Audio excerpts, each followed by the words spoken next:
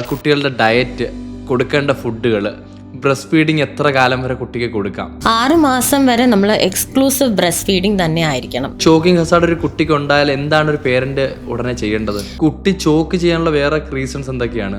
അമ്മയ്ക്ക് gastric issue ഉണ്ട് ഒരു പർട്ടിക്കുലർ ഫുഡിൽ എങ്കിൽ കുട്ടിക്കും അതേ ഫുഡിൽ ഗ്യാസ്ട്രിക് ഇഷ്യൂ ഉണ്ടാവാനുള്ള ചാൻസുകൾ കൂടുതലാണോ കുറവാണോ? നമ്മൾ സ്നേഹം പ്രകടിപ്പിക്കുന്നത് കുട്ടികൾക്ക് ഈ മധുരം വാങ്ങിച്ചു കൊടുത്താണ്. ആ ഒരു പ്രവണതയും ഗസ്റ്റ് ആയിക്കോട്ടെ പേരൻസ് ആയിക്കോട്ടെ ഒഴിവാക്കണം. ബിസ്ക്കറ്റ് അവോയ്ഡ് ചെയ്യാൻ പറഞ്ഞു കഴിഞ്ഞാൽ ആർക്കും പറ്റത്തില്ല. ഫോഴ്സ് ചെയ്ത് കുട്ടിക്ക് ഫുഡ് കൊടുക്കാമോ? നല്ലതേ അല്ല. ഫോഴ്സ് ഫീഡിംഗ് എന്ന് പറഞ്ഞു കഴിഞ്ഞാൽ ഒരു ട്രോമാറ്റിക് പ്രോസസ്സാണ്. സപ്ലിമെന്റ്സ് എന്തൊക്കെയായിരിക്കണം കൊടുക്കേണ്ടത്?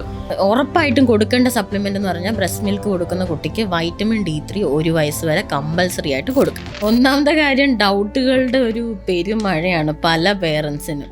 ചെറിയൊരു കൊതുകടിച്ച ഭാഗത്തൊരു ചുമപ്പുണ്ടെങ്കിൽ അവർ വന്ന് ചോദിക്കും കളർ മാറുമോ, എത്ര ദിവസത്തിൽ ഈ കളർ മാറും. അങ്ങനെ ആ എക്സ്ട്രീമിൽ പാരനോയിഡ് ആയിട്ടുള്ള പേരൻസ് വരാറുണ്ട്. ഇവരെ കൺവിൻസ് ചെയ്യാനും പാടാണ്. കാരണം ഇവരിത് ഓൾറെഡി ഗൂഗിളിലിട്ട് നോക്കി ആ കളർ കണ്ടുപിടിച്ച് അതിനെന്തൊക്കെയാണ് അതിൻ്റെ പ്രശ്നങ്ങൾ, ഇത് മിക്കവാറും അറ്റത്ത് ചെന്ന് വല്ല സ്കിൻ ക്യാൻസറിൻ്റെ അറ്റം വരെ വായിച്ചിട്ടായിരിക്കും വരുന്നത്. ദിഗംബരനാണ് എല്ലാ കുഞ്ഞുങ്ങളും വരുന്നത്, ദിഗംബരന്മാരായിട്ടാണ് വരുന്നത്. ഭയങ്കര രസമാവും. നല്ലൊരു എൻ്റർടൈൻമെൻ്റ് ഉള്ള സ്ഥലമാണെന്ന് എനിക്ക് തോന്നാറുണ്ട്. ശരിക്കും കുട്ടികളെ സോഷ്യൽ മീഡിയയിലേക്ക് വളരെ ചെറിയ പ്രായത്തിലേക്ക് കൊണ്ടുവരുന്നത് നല്ലതാണോ? നല്ലതാണോ എന്ന് ചോദിച്ചാൽ നല്ലതല്ല. 2 ഇയേഴ്സിന് മുന്നേ കുട്ടിയെ കൂടെ കിടത്തുമ്പോൾ പേരൻസ് സെക്സിൽ ഇൻവോൾവ് ചെയ്യുന്നത് കൊണ്ടുള്ള ഇഷ്യൂസ് ഉണ്ടോ? അല്ലെങ്കിൽ അവരെന്തൊക്കെ ശ്രദ്ധിക്കണം? ഇപ്പോൾ കേരളത്തിലല്ലെങ്കിലും മറ്റ് പല സംസ്ഥാനങ്ങളിലും ഇന്ത്യയിലെ പലയിടത്തും വളരെ പ്രാകൃതമായ റിച്വൽസ് ഇപ്പോഴും നടക്കുന്ന സ്ഥലങ്ങളുണ്ട്.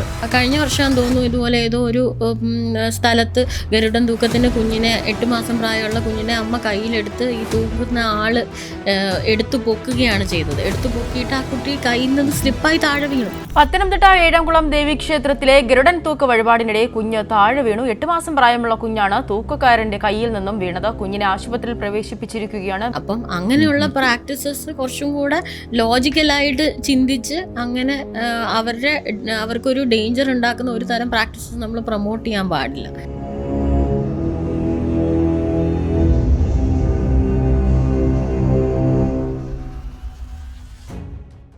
കുട്ടികളുടെ ഡയറ്റ്, കൊടുക്കേണ്ട ഫുഡുകൾ, ബ്രസ്റ്റ് ഫീഡിങ് എത്ര കാലം വരെ കുട്ടിക്ക് കൊടുക്കാം എന്നുള്ള ടോപ്പിക്കാണ്. 6 മാസം വരെ നമ്മൾ എക്സ്ക്ലൂസീവ് ബ്രസ്റ്റ് ഫീഡിങ് തന്നെ ആയിരിക്കണം. അതായത് 180 ദിവസം.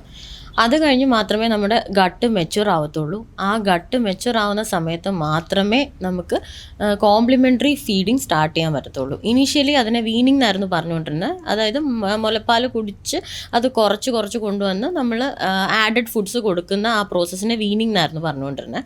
ഇപ്പോൾ അതിനെ complementary feeding, we are complementing breastfeeding, അതാണ് ഉദ്ദേശിക്കുന്നത്.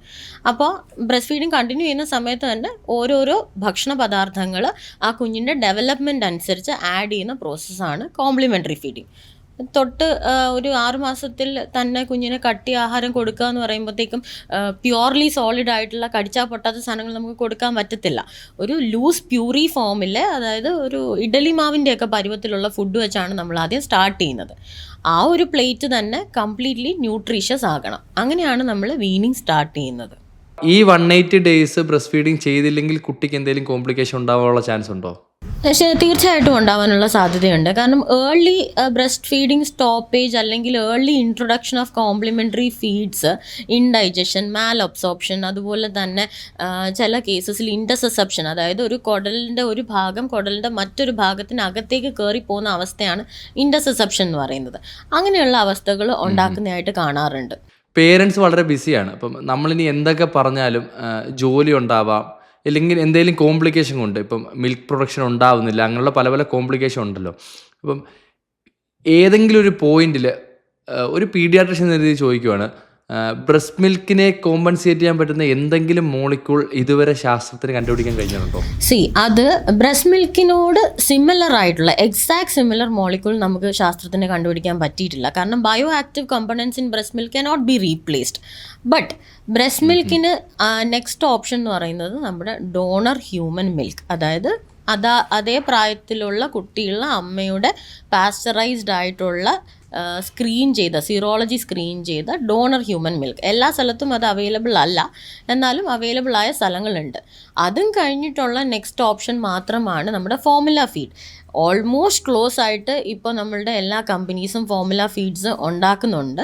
ബട്ട് ദെൻ ഈ പറഞ്ഞതുപോലെ അതിലെ ആ ഒരു ഇമ്മ്യൂണോഗ്ലോബുലിൻസ്, ഇമ്മ്യൂണിറ്റി, പിന്നെ അമ്മയുടെ സൈക്കോളജിക്കൽ സപ്പോർട്ട്, അതൊന്നും നമുക്ക് ഒരിക്കലും റീപ്ലേസ് ചെയ്യാൻ പറ്റത്തില്ല. അപ്പം ക്ലോസസ്റ്റ് ഓപ്ഷൻ എന്ന് പറയുന്നത് ഈ ഓർഡറിൽ ഇത് തന്നെയാണ്, ഡോണർ ഹ്യൂമൻ മിൽക്ക്, പിന്നെ അത് കഴിഞ്ഞിട്ട് പറയുന്ന നമ്മുടെ formula feeds. Continuously formula milk കൊടുക്കുന്നത് കൊണ്ട് എന്തെങ്കിലും ഇഷ്യൂസ് ഉണ്ടോ? ഇപ്പം ഇപ്പം പറഞ്ഞ പോലെ എന്തെങ്കിലും കോംപ്ലിക്കേഷൻ കൊണ്ടായിരിക്കാം ഫോർമുല മിൽക്ക് കൊടുക്കേണ്ടി വരുന്നത്. എക്സാക്ട്ലി.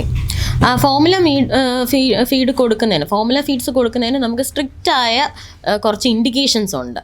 ഒരിക്കലും ഒരു ബേബി ഫോർമുല വേണം എന്നും പറഞ്ഞ് പേരൻ്റ് വരുന്നത് കൊണ്ട് നമ്മൾ ചാടിക്കേറി ഫോർമുല പ്രിസ്ക്രൈബ് ചെയ്യാറില്ല.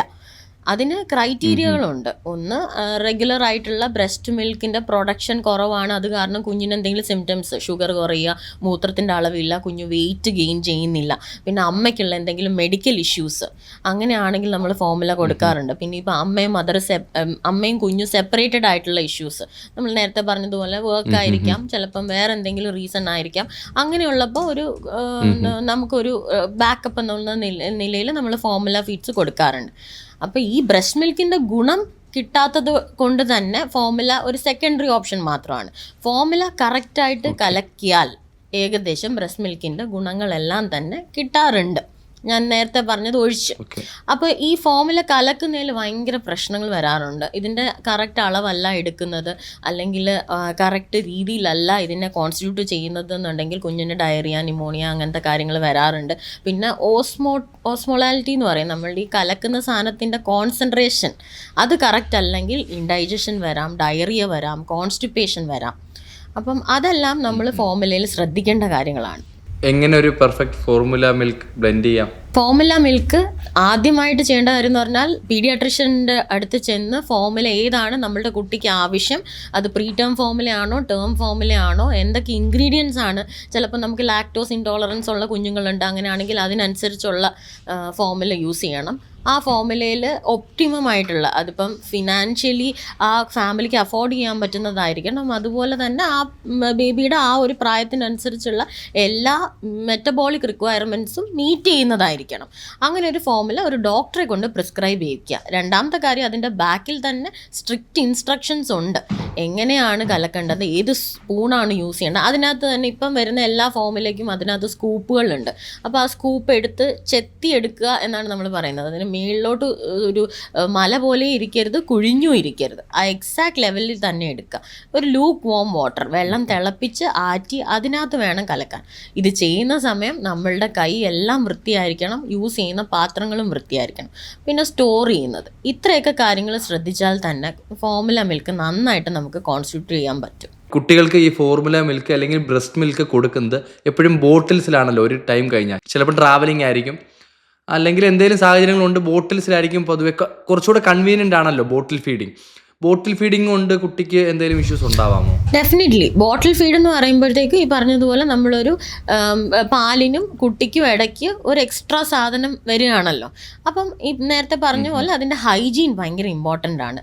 രണ്ട്, അതിന് ഓരോ ബോട്ടിലിനും അതിൻ്റേതായ ക്വാളിറ്റി അഷ്വറൻസ് ഉണ്ട്. ഞാൻ എപ്പോഴും പറയും നല്ലതുപോലെ തിളപ്പിക്കുക. ഇപ്പം വരുന്ന ബോട്ടിലുകളിലെല്ലാം 120 ഡിഗ്രി സെൽഷ്യസിന് മേലെയൊക്കെ തിളപ്പിക്കാൻ പറ്റുന്ന ബോട്ടിലാണ്. പകരം നമ്മളിപ്പോൾ ലോ ക്വാളിറ്റി പ്ലാസ്റ്റിക്കിൻ്റെ ബോട്ടിൽ ഉപയോഗിക്കുകയാണെങ്കിൽ അത് ഹെൽത്ത് ഹസാർഡ്സ് ഉണ്ടാക്കുന്ന ഒരു സാധനമാണ്. അതുപോലെ തിളപ്പിക്കാതെ യൂസ് ചെയ്യുകയാണ്, നിപ്പിൾ ഓവർ യൂസ് ചെയ്യുകയാണ്. ഒരു നിപ്പിൾ ഏകദേശം എനിക്ക് തോന്നുന്നു 3 മാസമാണ് ഇപ്പം അതിനകത്ത് പറഞ്ഞേക്കുന്ന കാലയളവ്, അതിനുശേഷം യൂസ് ചെയ്യുകയാണ്. അങ്ങനെയാണെങ്കിൽ കുഞ്ഞുങ്ങളിൽ ഫംഗൽ ഇൻഫെക്ഷൻ്റെ ഒരു ചാൻസ് ഉണ്ട്. പിന്നെ ഈ ബോട്ടിൽ കണ്ടിന്യൂസ് ആയിട്ട് കൊടുക്കുമ്പോൾ ഈ ആസ്പിറേഷൻ, ചെറിയ ഡ്രോപ്ലെറ്റ്സ് ലങ്സിലേക്ക് ചെന്ന് കുഞ്ഞിന് ആസ്പിറേഷൻ ന്യൂമോണിയ ഉണ്ടാവാറുണ്ട്. അതുപോലെ തന്നെ ഡയറിയ, ഇതിനകത്ത് എന്തെങ്കിലും ജേംസ് നിൽക്കുന്നു, നമ്മൾ കറക്റ്റായിട്ട് ഇതിനെ സ്റ്റെറിലൈസ് ചെയ്യുന്നില്ല, അങ്ങനെയാണെങ്കിൽ കുഞ്ഞുങ്ങളിൽ വയറിളക്കം വരാറുണ്ട്. ഇതൊക്കെയാണ് ബോട്ടിൽ ഫീഡിൻ്റെ ബുദ്ധിമുട്ടുകളായിട്ട് കണ്ടുവരുന്നത്. ബോട്ടിൽ ഫീഡിങ്ങിനപ്പോൾ വേറെ റീപ്ലേസ്മെൻറ്റ് എന്താണ്? നമ്മൾ കുഞ്ഞുങ്ങൾക്ക് പറഞ്ഞു കൊടുക്കുന്നത്, അല്ലെങ്കിൽ അമ്മയ്ക്ക് പറഞ്ഞു കൊടുക്കുന്നത്, കുഞ്ഞുങ്ങളെ പാലട ഫീഡിങ്, അതായത് നമ്മുടെ ആ ഗോകർണം എന്നൊക്കെ പറയത്തില്ലേ, തീരെ പൊടി കുഞ്ഞുങ്ങൾക്ക് നമ്മൾ ഈ പാലടയിലാണ് പാല് കൊടുക്കാറ്. സ്പൂൺ ഫീഡിങ് അല്ലെങ്കിൽ പാലട ഫീഡിങ് എന്ന് പറയും. എന്താണ് ഈ എക്സാക്ട്ലി പാലറ്റ് ഫീഡിംഗ് എന്ന് പറയുന്നത്? പാലറ്റ് ഫീഡിംഗ് എന്ന് പറയുന്നത് പണ്ട് കിട്ടുന്ന ഗോകർണം എന്ന് പറയും, ഒരു ബീക്ക് പോലെ ചെറുതായിട്ട് കുഴിഞ്ഞ ഒരു പാത്രം. അത് സ്റ്റീലിൻ്റെ ഉണ്ട്, മണ്ണിൻ്റെ ഉണ്ട്, അതുപോലെ തന്നെ മണ്ണെന്ന് പറഞ്ഞാൽ ക്ലേ വെച്ചുണ്ടാക്കിയതുണ്ട്. അതുപോലെ ആ ഒരു നമ്മുടെ ഇരുമ്പ് പോലത്തെ വെസൽസ് ഇല്ലേ, ആ വെസൽസിൻ്റെ കൺസിസ്റ്റൻസിയിൽ വരുന്നതുണ്ട്. അതിനകത്ത് നമ്മൾ പാല് കലക്കി അതിൽ കോരി ഒഴിച്ച്, അതാകുമ്പോൾ തിളപ്പിക്കാൻ എളുപ്പമാണ്. അതുപോലെ തന്നെ അധികം ജോയിൻസോ അല്ലെങ്കിൽ കോർണേഴ്സോ ഒന്നും ഇല്ലാത്തത് കൊണ്ട് തന്നെ ജേംസ് നിൽക്കുന്നതൊക്കെ വളരെ കുറവായിരിക്കും. പിന്നെ കുഞ്ഞിൻ്റെ ഇഷ്ടത്തിനാണ് കുഞ്ഞ് കുടിക്കുന്നത്, അത് വെച്ച് കൊടുക്കാനേ പാടുള്ളൂ, അല്ലാതെ കോരി ഒഴിക്കുകയല്ല ചെയ്യുന്നത്. അതുകൊണ്ട് തന്നെ വളരെ കൺട്രോൾഡ് ആയിട്ട് പാല് പോകുന്ന വഴിയുമൊക്കെ നമുക്ക് കാണാൻ പറ്റും. പക്ഷേ ഒരു പ്രാക്ടിക്കലി ഞാൻ പറയും ഇച്ചിരി ഡിഫിക്കൾട്ടാണ്. നല്ലൊരു വാക്ക് വേണം അത് കൊടുത്തു തുടങ്ങാനായിട്ട് കുഞ്ഞിന്. അപ്പം അത് ട്രെയിൻ ചെയ്താണ് നമ്മൾ NIC ഒന്ന് വിടുന്നത്. ബോട്ടിൽ ഫീഡിങ് പോലെ തന്നെ വളരെ കോമൺ ആയിട്ട് കാണുന്ന ഒരു കാര്യമാണ് ഈ പാസിഫയർ യൂസ് ചെയ്യുക എന്നുള്ളത് കുട്ടികൾക്ക്. ഇപ്പൊ നമ്മള് കൺവീനിയൻസ് ആണ് ഏറ്റവും കൂടുതൽ. കുട്ടി കരയാതിരിക്കും. തിയേറ്ററിലൊക്കെ പോകുമ്പം അല്ലെങ്കിൽ പബ്ലിക്കലി പോകുമ്പം ഇപ്പം കുട്ടി കരച്ചിൽ നിൽക്കാൻ വേണ്ടി വളരെ കോമൺ ആയിട്ട് കൊടുക്കുന്നു പാസിഫയർ. പിന്നെ കുട്ടി ആ പാസിഫയറായിട്ട് വളരെ അഡാപ്റ്റായി മാറുന്നു. പാസിഫയർ കൊണ്ടുണ്ടാവുന്ന കോംപ്ലിക്കേഷൻസ് എന്തൊക്കെയാണ്? ശരിക്കും പാസിഫയർ നല്ലതാണോ? പാസിഫയർ നല്ലതാണോ എന്ന് ഒറ്റയടിക്ക് ചോദിച്ചു കഴിഞ്ഞാൽ ആസ് എ ഡോക്ടർ നല്ലതല്ല എന്ന് ഞാൻ പറയും. പക്ഷേ ആസ് എ മദർ അല്ലെങ്കിൽ കുറേ അധികം മദേഴ്സിനെ കാണുന്ന എനിക്ക് തോന്നിയിട്ടുണ്ട് വളരെ യൂസ്ഫുൾ ആയിട്ടുള്ളൊരു സംഭവമായിട്ട് പാസിഫയേഴ്സ് വരാറുണ്ട്. ഒരിക്കലും അതൊരു പാലിനുള്ള റീപ്ലേസ്മെൻ്റ് ആവാതിരുന്നാൽ മതി. കരയുമ്പോൾ എപ്പോഴും ഇതെടുത്ത് കൊടുത്തു കഴിഞ്ഞാൽ കുഞ്ഞിന് ഒബ്വിയസ്ലി അതിന് പാല് കുടിക്കേണ്ട സമയത്ത് പാസിഫയർ കിട്ടുവാണെങ്കിൽ അതിന് എനർജി ഡെഫിഷ്യൻസി വരും അല്ലേ. അപ്പോൾ അങ്ങനെ കൊടുക്കാതെ ഈ പറഞ്ഞ പാല് കുടിച്ചിട്ടും നിർത്താതെ കരയുന്നു അല്ലെങ്കിൽ ഉറങ്ങാൻ പോകുന്ന സമയത്ത് ഒക്കെ വൃത്തിയുള്ള പാസിഫയർ, വളരെ സേഫായിട്ട് കീപ്പ് ചെയ്യുന്ന ഒരു പാസിഫയർ, ഗുഡ് ക്വാളിറ്റി പാസിഫയർ കൊടുക്കുന്നതിൽ തെറ്റില്ല. പിന്നെ ഒരു പ്രായം എത്തുമ്പോൾ ഈ പറഞ്ഞതുപോലെ പാല് കുടിക്കുന്ന പ്രായം ഒരു 2 years ഒക്കെ കഴിയുമ്പോൾ ഇത് പയ്യെ നമ്മൾ നിർത്താനും കൂടി ശ്രമിക്കണം. പാസിഫയർ കണ്ടിന്യൂസ്ലി യൂസ് ചെയ്യുന്നതുകൊണ്ട് കുട്ടിക്ക് ഫേസിൽ എന്തെങ്കിലും മാറ്റങ്ങൾ വരാനുള്ള ചാൻസ് ഉണ്ട്? യെസ്, അത് പറയാറുണ്ട്. പക്ഷേ എല്ലാ കുട്ടികളിലും ഒന്നും കണ്ടിട്ടില്ല കേട്ടോ. നമുക്ക് സ്ഥിരമായിട്ട് പാസിഫയർ യൂസ് ചെയ്യുന്ന ഇപ്പോൾ പുറത്തുനിന്ന് വരുന്ന പേരൻസിൻ്റെ കയ്യിൽ എല്ലാവരുടെ കയ്യിലും പാസിഫയേഴ്സ് ഉണ്ടാവും. അപ്പോൾ അവർ നാട്ടിലേക്ക് വരുന്ന സമയത്ത് നമ്മളെ കൺസൾട്ട് ചെയ്യാൻ വരുമ്പോഴത്തേക്കും അവരുടെ കയ്യിൽ അവർ OPയിൽ പാസിഫയറും കൊണ്ടായിരിക്കും വരുന്നത്. അപ്പോൾ they are use to this. അവരുടെ ഒന്നും ജോ ലൈൻ തള്ളുന്നതായിട്ടൊന്നും കാണാറില്ല. പക്ഷേ പാസിഫയേഴ്സിൻ്റെ ഒരു ദോഷഫലമായിട്ട് എപ്പോഴും പറയുന്ന ഒരു കാര്യമാണ് പല്ലുന്തി വരിക എന്നുള്ളത്. അതാണ് ഞാൻ പറഞ്ഞില്ല, 2 വയസ്സൊക്കെ ആകുമ്പോൾ പല്ല് വരുന്ന സമയത്ത് പയ്യെ ഇതങ്ങ് നിർത്തണം. അപ്പോൾ ആ ഇഷ്യൂ വരത്തില്ല. ഇതിലൊരു ഡിപ്പെൻഡൻസി വരാൻ പാടില്ല. പുതിയ പുതിയ കാര്യങ്ങൾ വരുമ്പോൾ ആളുകൾക്ക് കൺവീനിയൻസ് കൂടും. അപ്പം സ്വാഭാവികമായിട്ടും ഈ പുതിയൊരു മാറ്റം വരുമ്പോൾ അതിനൊരു സൈഡ് എഫക്റ്റ് ആയിട്ട് ഇങ്ങനെ പറഞ്ഞ് അത് കൊള്ളില്ല എന്ന് പറയുന്നൊരു കാറ്റഗറി എപ്പോഴും കാണുമല്ലോ. അപ്പം ശരിക്കും ഇതിനകത്തൊരു ഡൗട്ട് എന്ന് പറഞ്ഞാൽ ഇത് നല്ലതാണോ അല്ലയോ എന്നുള്ളതാണ്. അപ്പം പുതിയൊരു കാര്യം വരുന്നു, അത് നല്ലതാണോ എങ്കിൽ അത് സ്വീകരിക്കുക, അതിൻ്റെ ദോഷഫലങ്ങൾ മനസ്സിലാക്കി അതിനെ യൂസ് ചെയ്യുക എന്നുള്ളതല്ലേ? അതെ, അത് കറക്റ്റാണ്. അത് കാരണം ചേഞ്ച് എപ്പോഴും something that does not changes change inevitable ആണ്. അപ്പോൾ പണ്ടുള്ള കാലത്ത് ഫോർമുലയ്ക്കെതിരെ ഭയങ്കര ബുദ്ധിമുട്ട് ആയിരുന്നു, കാരണം ഒരു എതിർപ്പായിരുന്നു അതിനെ ആക്സെപ്റ്റ് ചെയ്യാനായിട്ട്.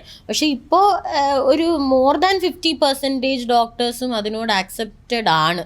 അവർ തന്നെ പ്രിസ്ക്രൈബ് ചെയ്യുന്നുണ്ട്. ഇപ്പം കുറച്ചും കൂടെ എളുപ്പമായിട്ട് നമുക്ക് കിട്ടുന്നുണ്ട് ഫോർമുലാസ്. അപ്പം ബൈ ആൻഡ് ബൈ കാലം മാറുമ്പോൾ കൺവീനിയൻസിനനുസരിച്ച് അതിനെ നമ്മൾ യൂട്ടിലൈസ് ചെയ്യും. അങ്ങനെയാണ് എല്ലാ കാര്യങ്ങളും. അപ്പോൾ യൂട്ടിലൈസ് ചെയ്യുമ്പം ഈ പറഞ്ഞതുപോലെ അതിൻ്റെ ബെനിഫിറ്റ്സ് ആലോചിച്ച് അതിൻ്റെ റിസ്കുകൾ നമ്മൾ ഒഴിവാക്കി അതിനെ യൂസ് ചെയ്യുക. അതിനാണ് നമ്മളുടെ ഒരു യുക്തികൾ യൂസ് ചെയ്യുക എന്ന് പറയുന്നത്. കുട്ടികൾക്ക് എന്തുകൊണ്ടാണ് കണ്ടിന്യൂസ്ലി ഗ്യാസ്ട്രിക് ഇഷ്യൂസ് ഉണ്ടാവുന്നത്?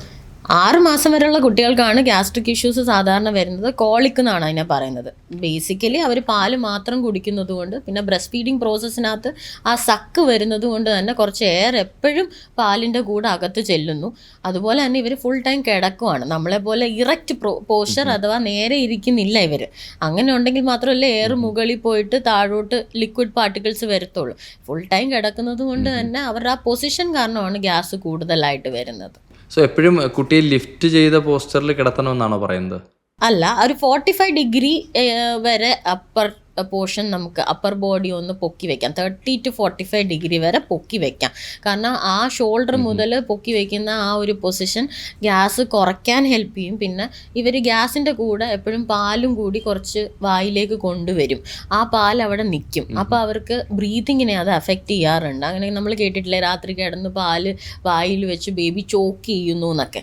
അപ്പം ആ ഒരു പൊസിഷൻ പലപ്പോഴും നമ്മൾക്ക് ആ ഒരു ചോക്കിംഗ് അവോയ്ഡ് ചെയ്യാനായിട്ട് ഹെൽപ്പ് ചെയ്യും. അതുപോലെ തന്നെ റൈറ്റ് സൈഡിലേക്കോ ലെഫ്റ്റ് സൈഡിലേക്കോ കുഞ്ഞിനെ ചരിച്ച് കിടത്തുന്നതും പലപ്പോഴും ഈ ഒരു ചോക്കിംഗ് അവോയ്ഡ് ചെയ്യാനായിട്ട് നമ്മളെ ഹെൽപ്പ് ചെയ്യും. എനിക്ക് ഒട്ടും മനസ്സിലാവാത്തൊരു കാര്യമായിരുന്നു പാലെങ്ങനെ ഒരു ചോക്കിംഗ് ഹസാർഡായിട്ട് മാറും. കാര്യം റീസെന്റ് ഇപ്പം കുറെ ന്യൂസുകൾ വന്നു, പാല് തൊണ്ടയിൽ കുടുങ്ങി കുട്ടി മരിച്ചു എന്നുള്ളത്. ശരിക്കും എങ്ങനെ പാലൊരു ചോക്കിംഗ് ഹസാർഡായിട്ട് മാറി?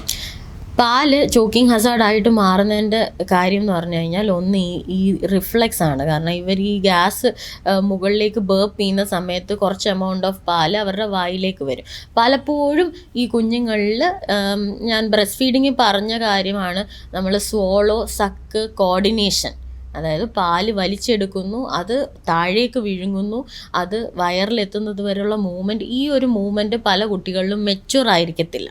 അപ്പോൾ കണ്ടിന്യൂസ് ആയിട്ട് പാല് കുടിച്ചുകൊണ്ടിരിക്കുന്ന കുട്ടിക്ക് പെട്ടെന്ന് ഒരു ഗ്യാസൊക്കെ വന്ന് ആ കുട്ടി ആ സമയത്ത് ആക്റ്റീവായിട്ട് ആ ഒരു പാല് പുറത്തേക്ക് കളഞ്ഞില്ല എന്നുണ്ടെങ്കിൽ ഈ പാല് വായിലും മൂക്കിൻ്റെ ബാക്കിലുമായിട്ട് നിന്ന് ഒരു ഓക്സിജൻ കുറയുന്ന ഒരവസ്ഥ വരും. നമ്മളുടെ അഡൾട്ട്സിലാണെങ്കിൽ മരണത്തിന് അല്ലെങ്കിൽ ഹാർട്ട് നിന്നു പോകാനുള്ള ഏറ്റവും കോമൺ ആയിട്ടുള്ള കാര്യം എന്തെങ്കിലും എക്ടോപിക് ബീറ്റ്സോ അല്ലെങ്കിൽ ഹാർട്ടിനുള്ള പ്രശ്നങ്ങളോ എന്തെങ്കിലും ആകാം. പക്ഷേ എപ്പോഴും കുട്ടികളിൽ പീഡിയാട്രിക്സിൽ ബ്രീത്തിങ് ആണ് ഹാർട്ട് നിന്നു പോകാനുള്ള കാരണം. അതായത് ബ്രീത്തിങ്ങിന് എന്തെങ്കിലും പ്രശ്നം വരിക, ഓക്സിജൻ കുറയുക, അതൊക്കെയാണ് ഈ ഹാർട്ട് നിന്നു പോകാനുള്ള കാരണമായിട്ട് പറയുന്നത്. നമ്മളെപ്പോഴും എയർവേ ആണ് ഫസ്റ്റ് സെക്യൂർ ചെയ്യാനായിട്ട് ഒരു കുട്ടിയിൽ എപ്പോഴും ശ്രദ്ധിക്കുന്നത്.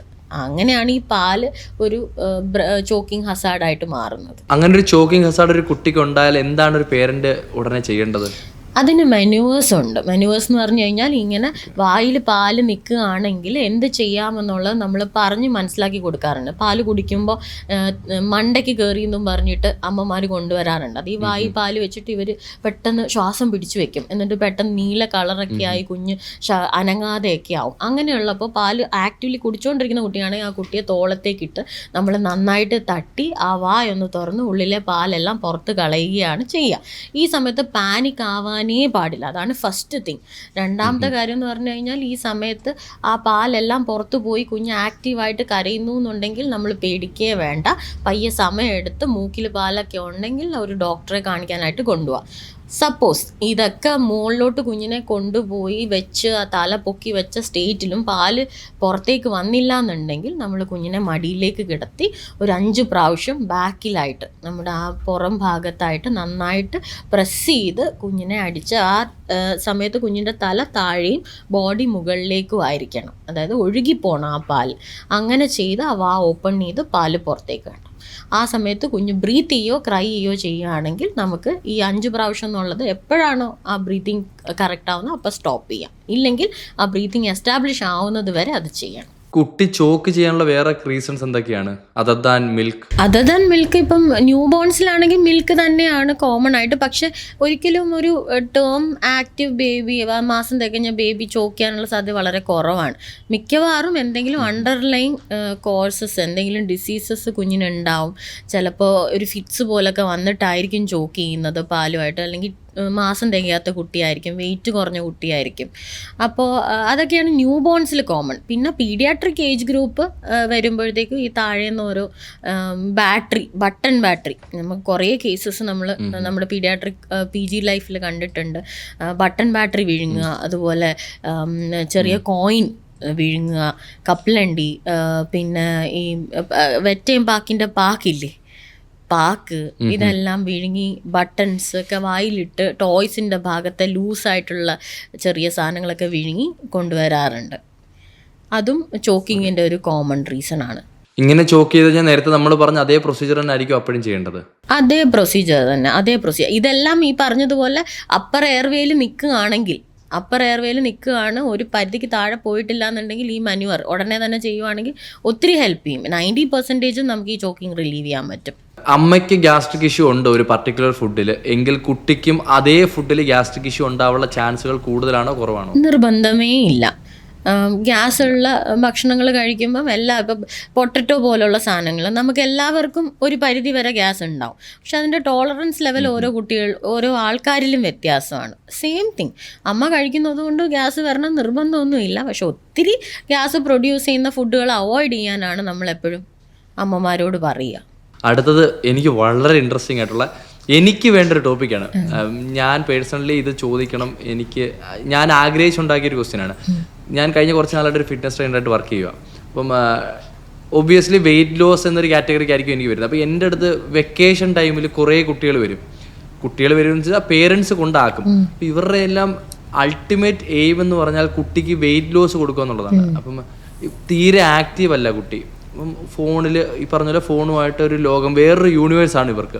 അപ്പം പേരൻസ് കൊണ്ടുവരുന്ന തന്നെ മോനെ ഈ വെയിറ്റ് കുറയ്ക്കണം, ഈ സ്കൂള് ഇപ്പം അടച്ചിരിക്കുക, വെക്കേഷൻ ഇത്ര താഴമുണ്ട്.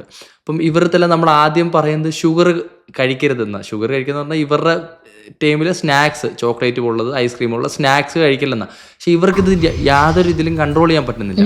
അപ്പോൾ എനിക്ക് തന്നെ പേഴ്സണലി അറിയാം, നമ്മളിപ്പോൾ അവരെ എത്ര കൺട്രോൾ ചെയ്യാൻ ശ്രമിച്ചാലും അവർക്ക് പറ്റില്ല. എന്തുകൊണ്ടൊരു കുട്ടി ഷുഗർ അഡിക്റ്റായി മാറുന്നു?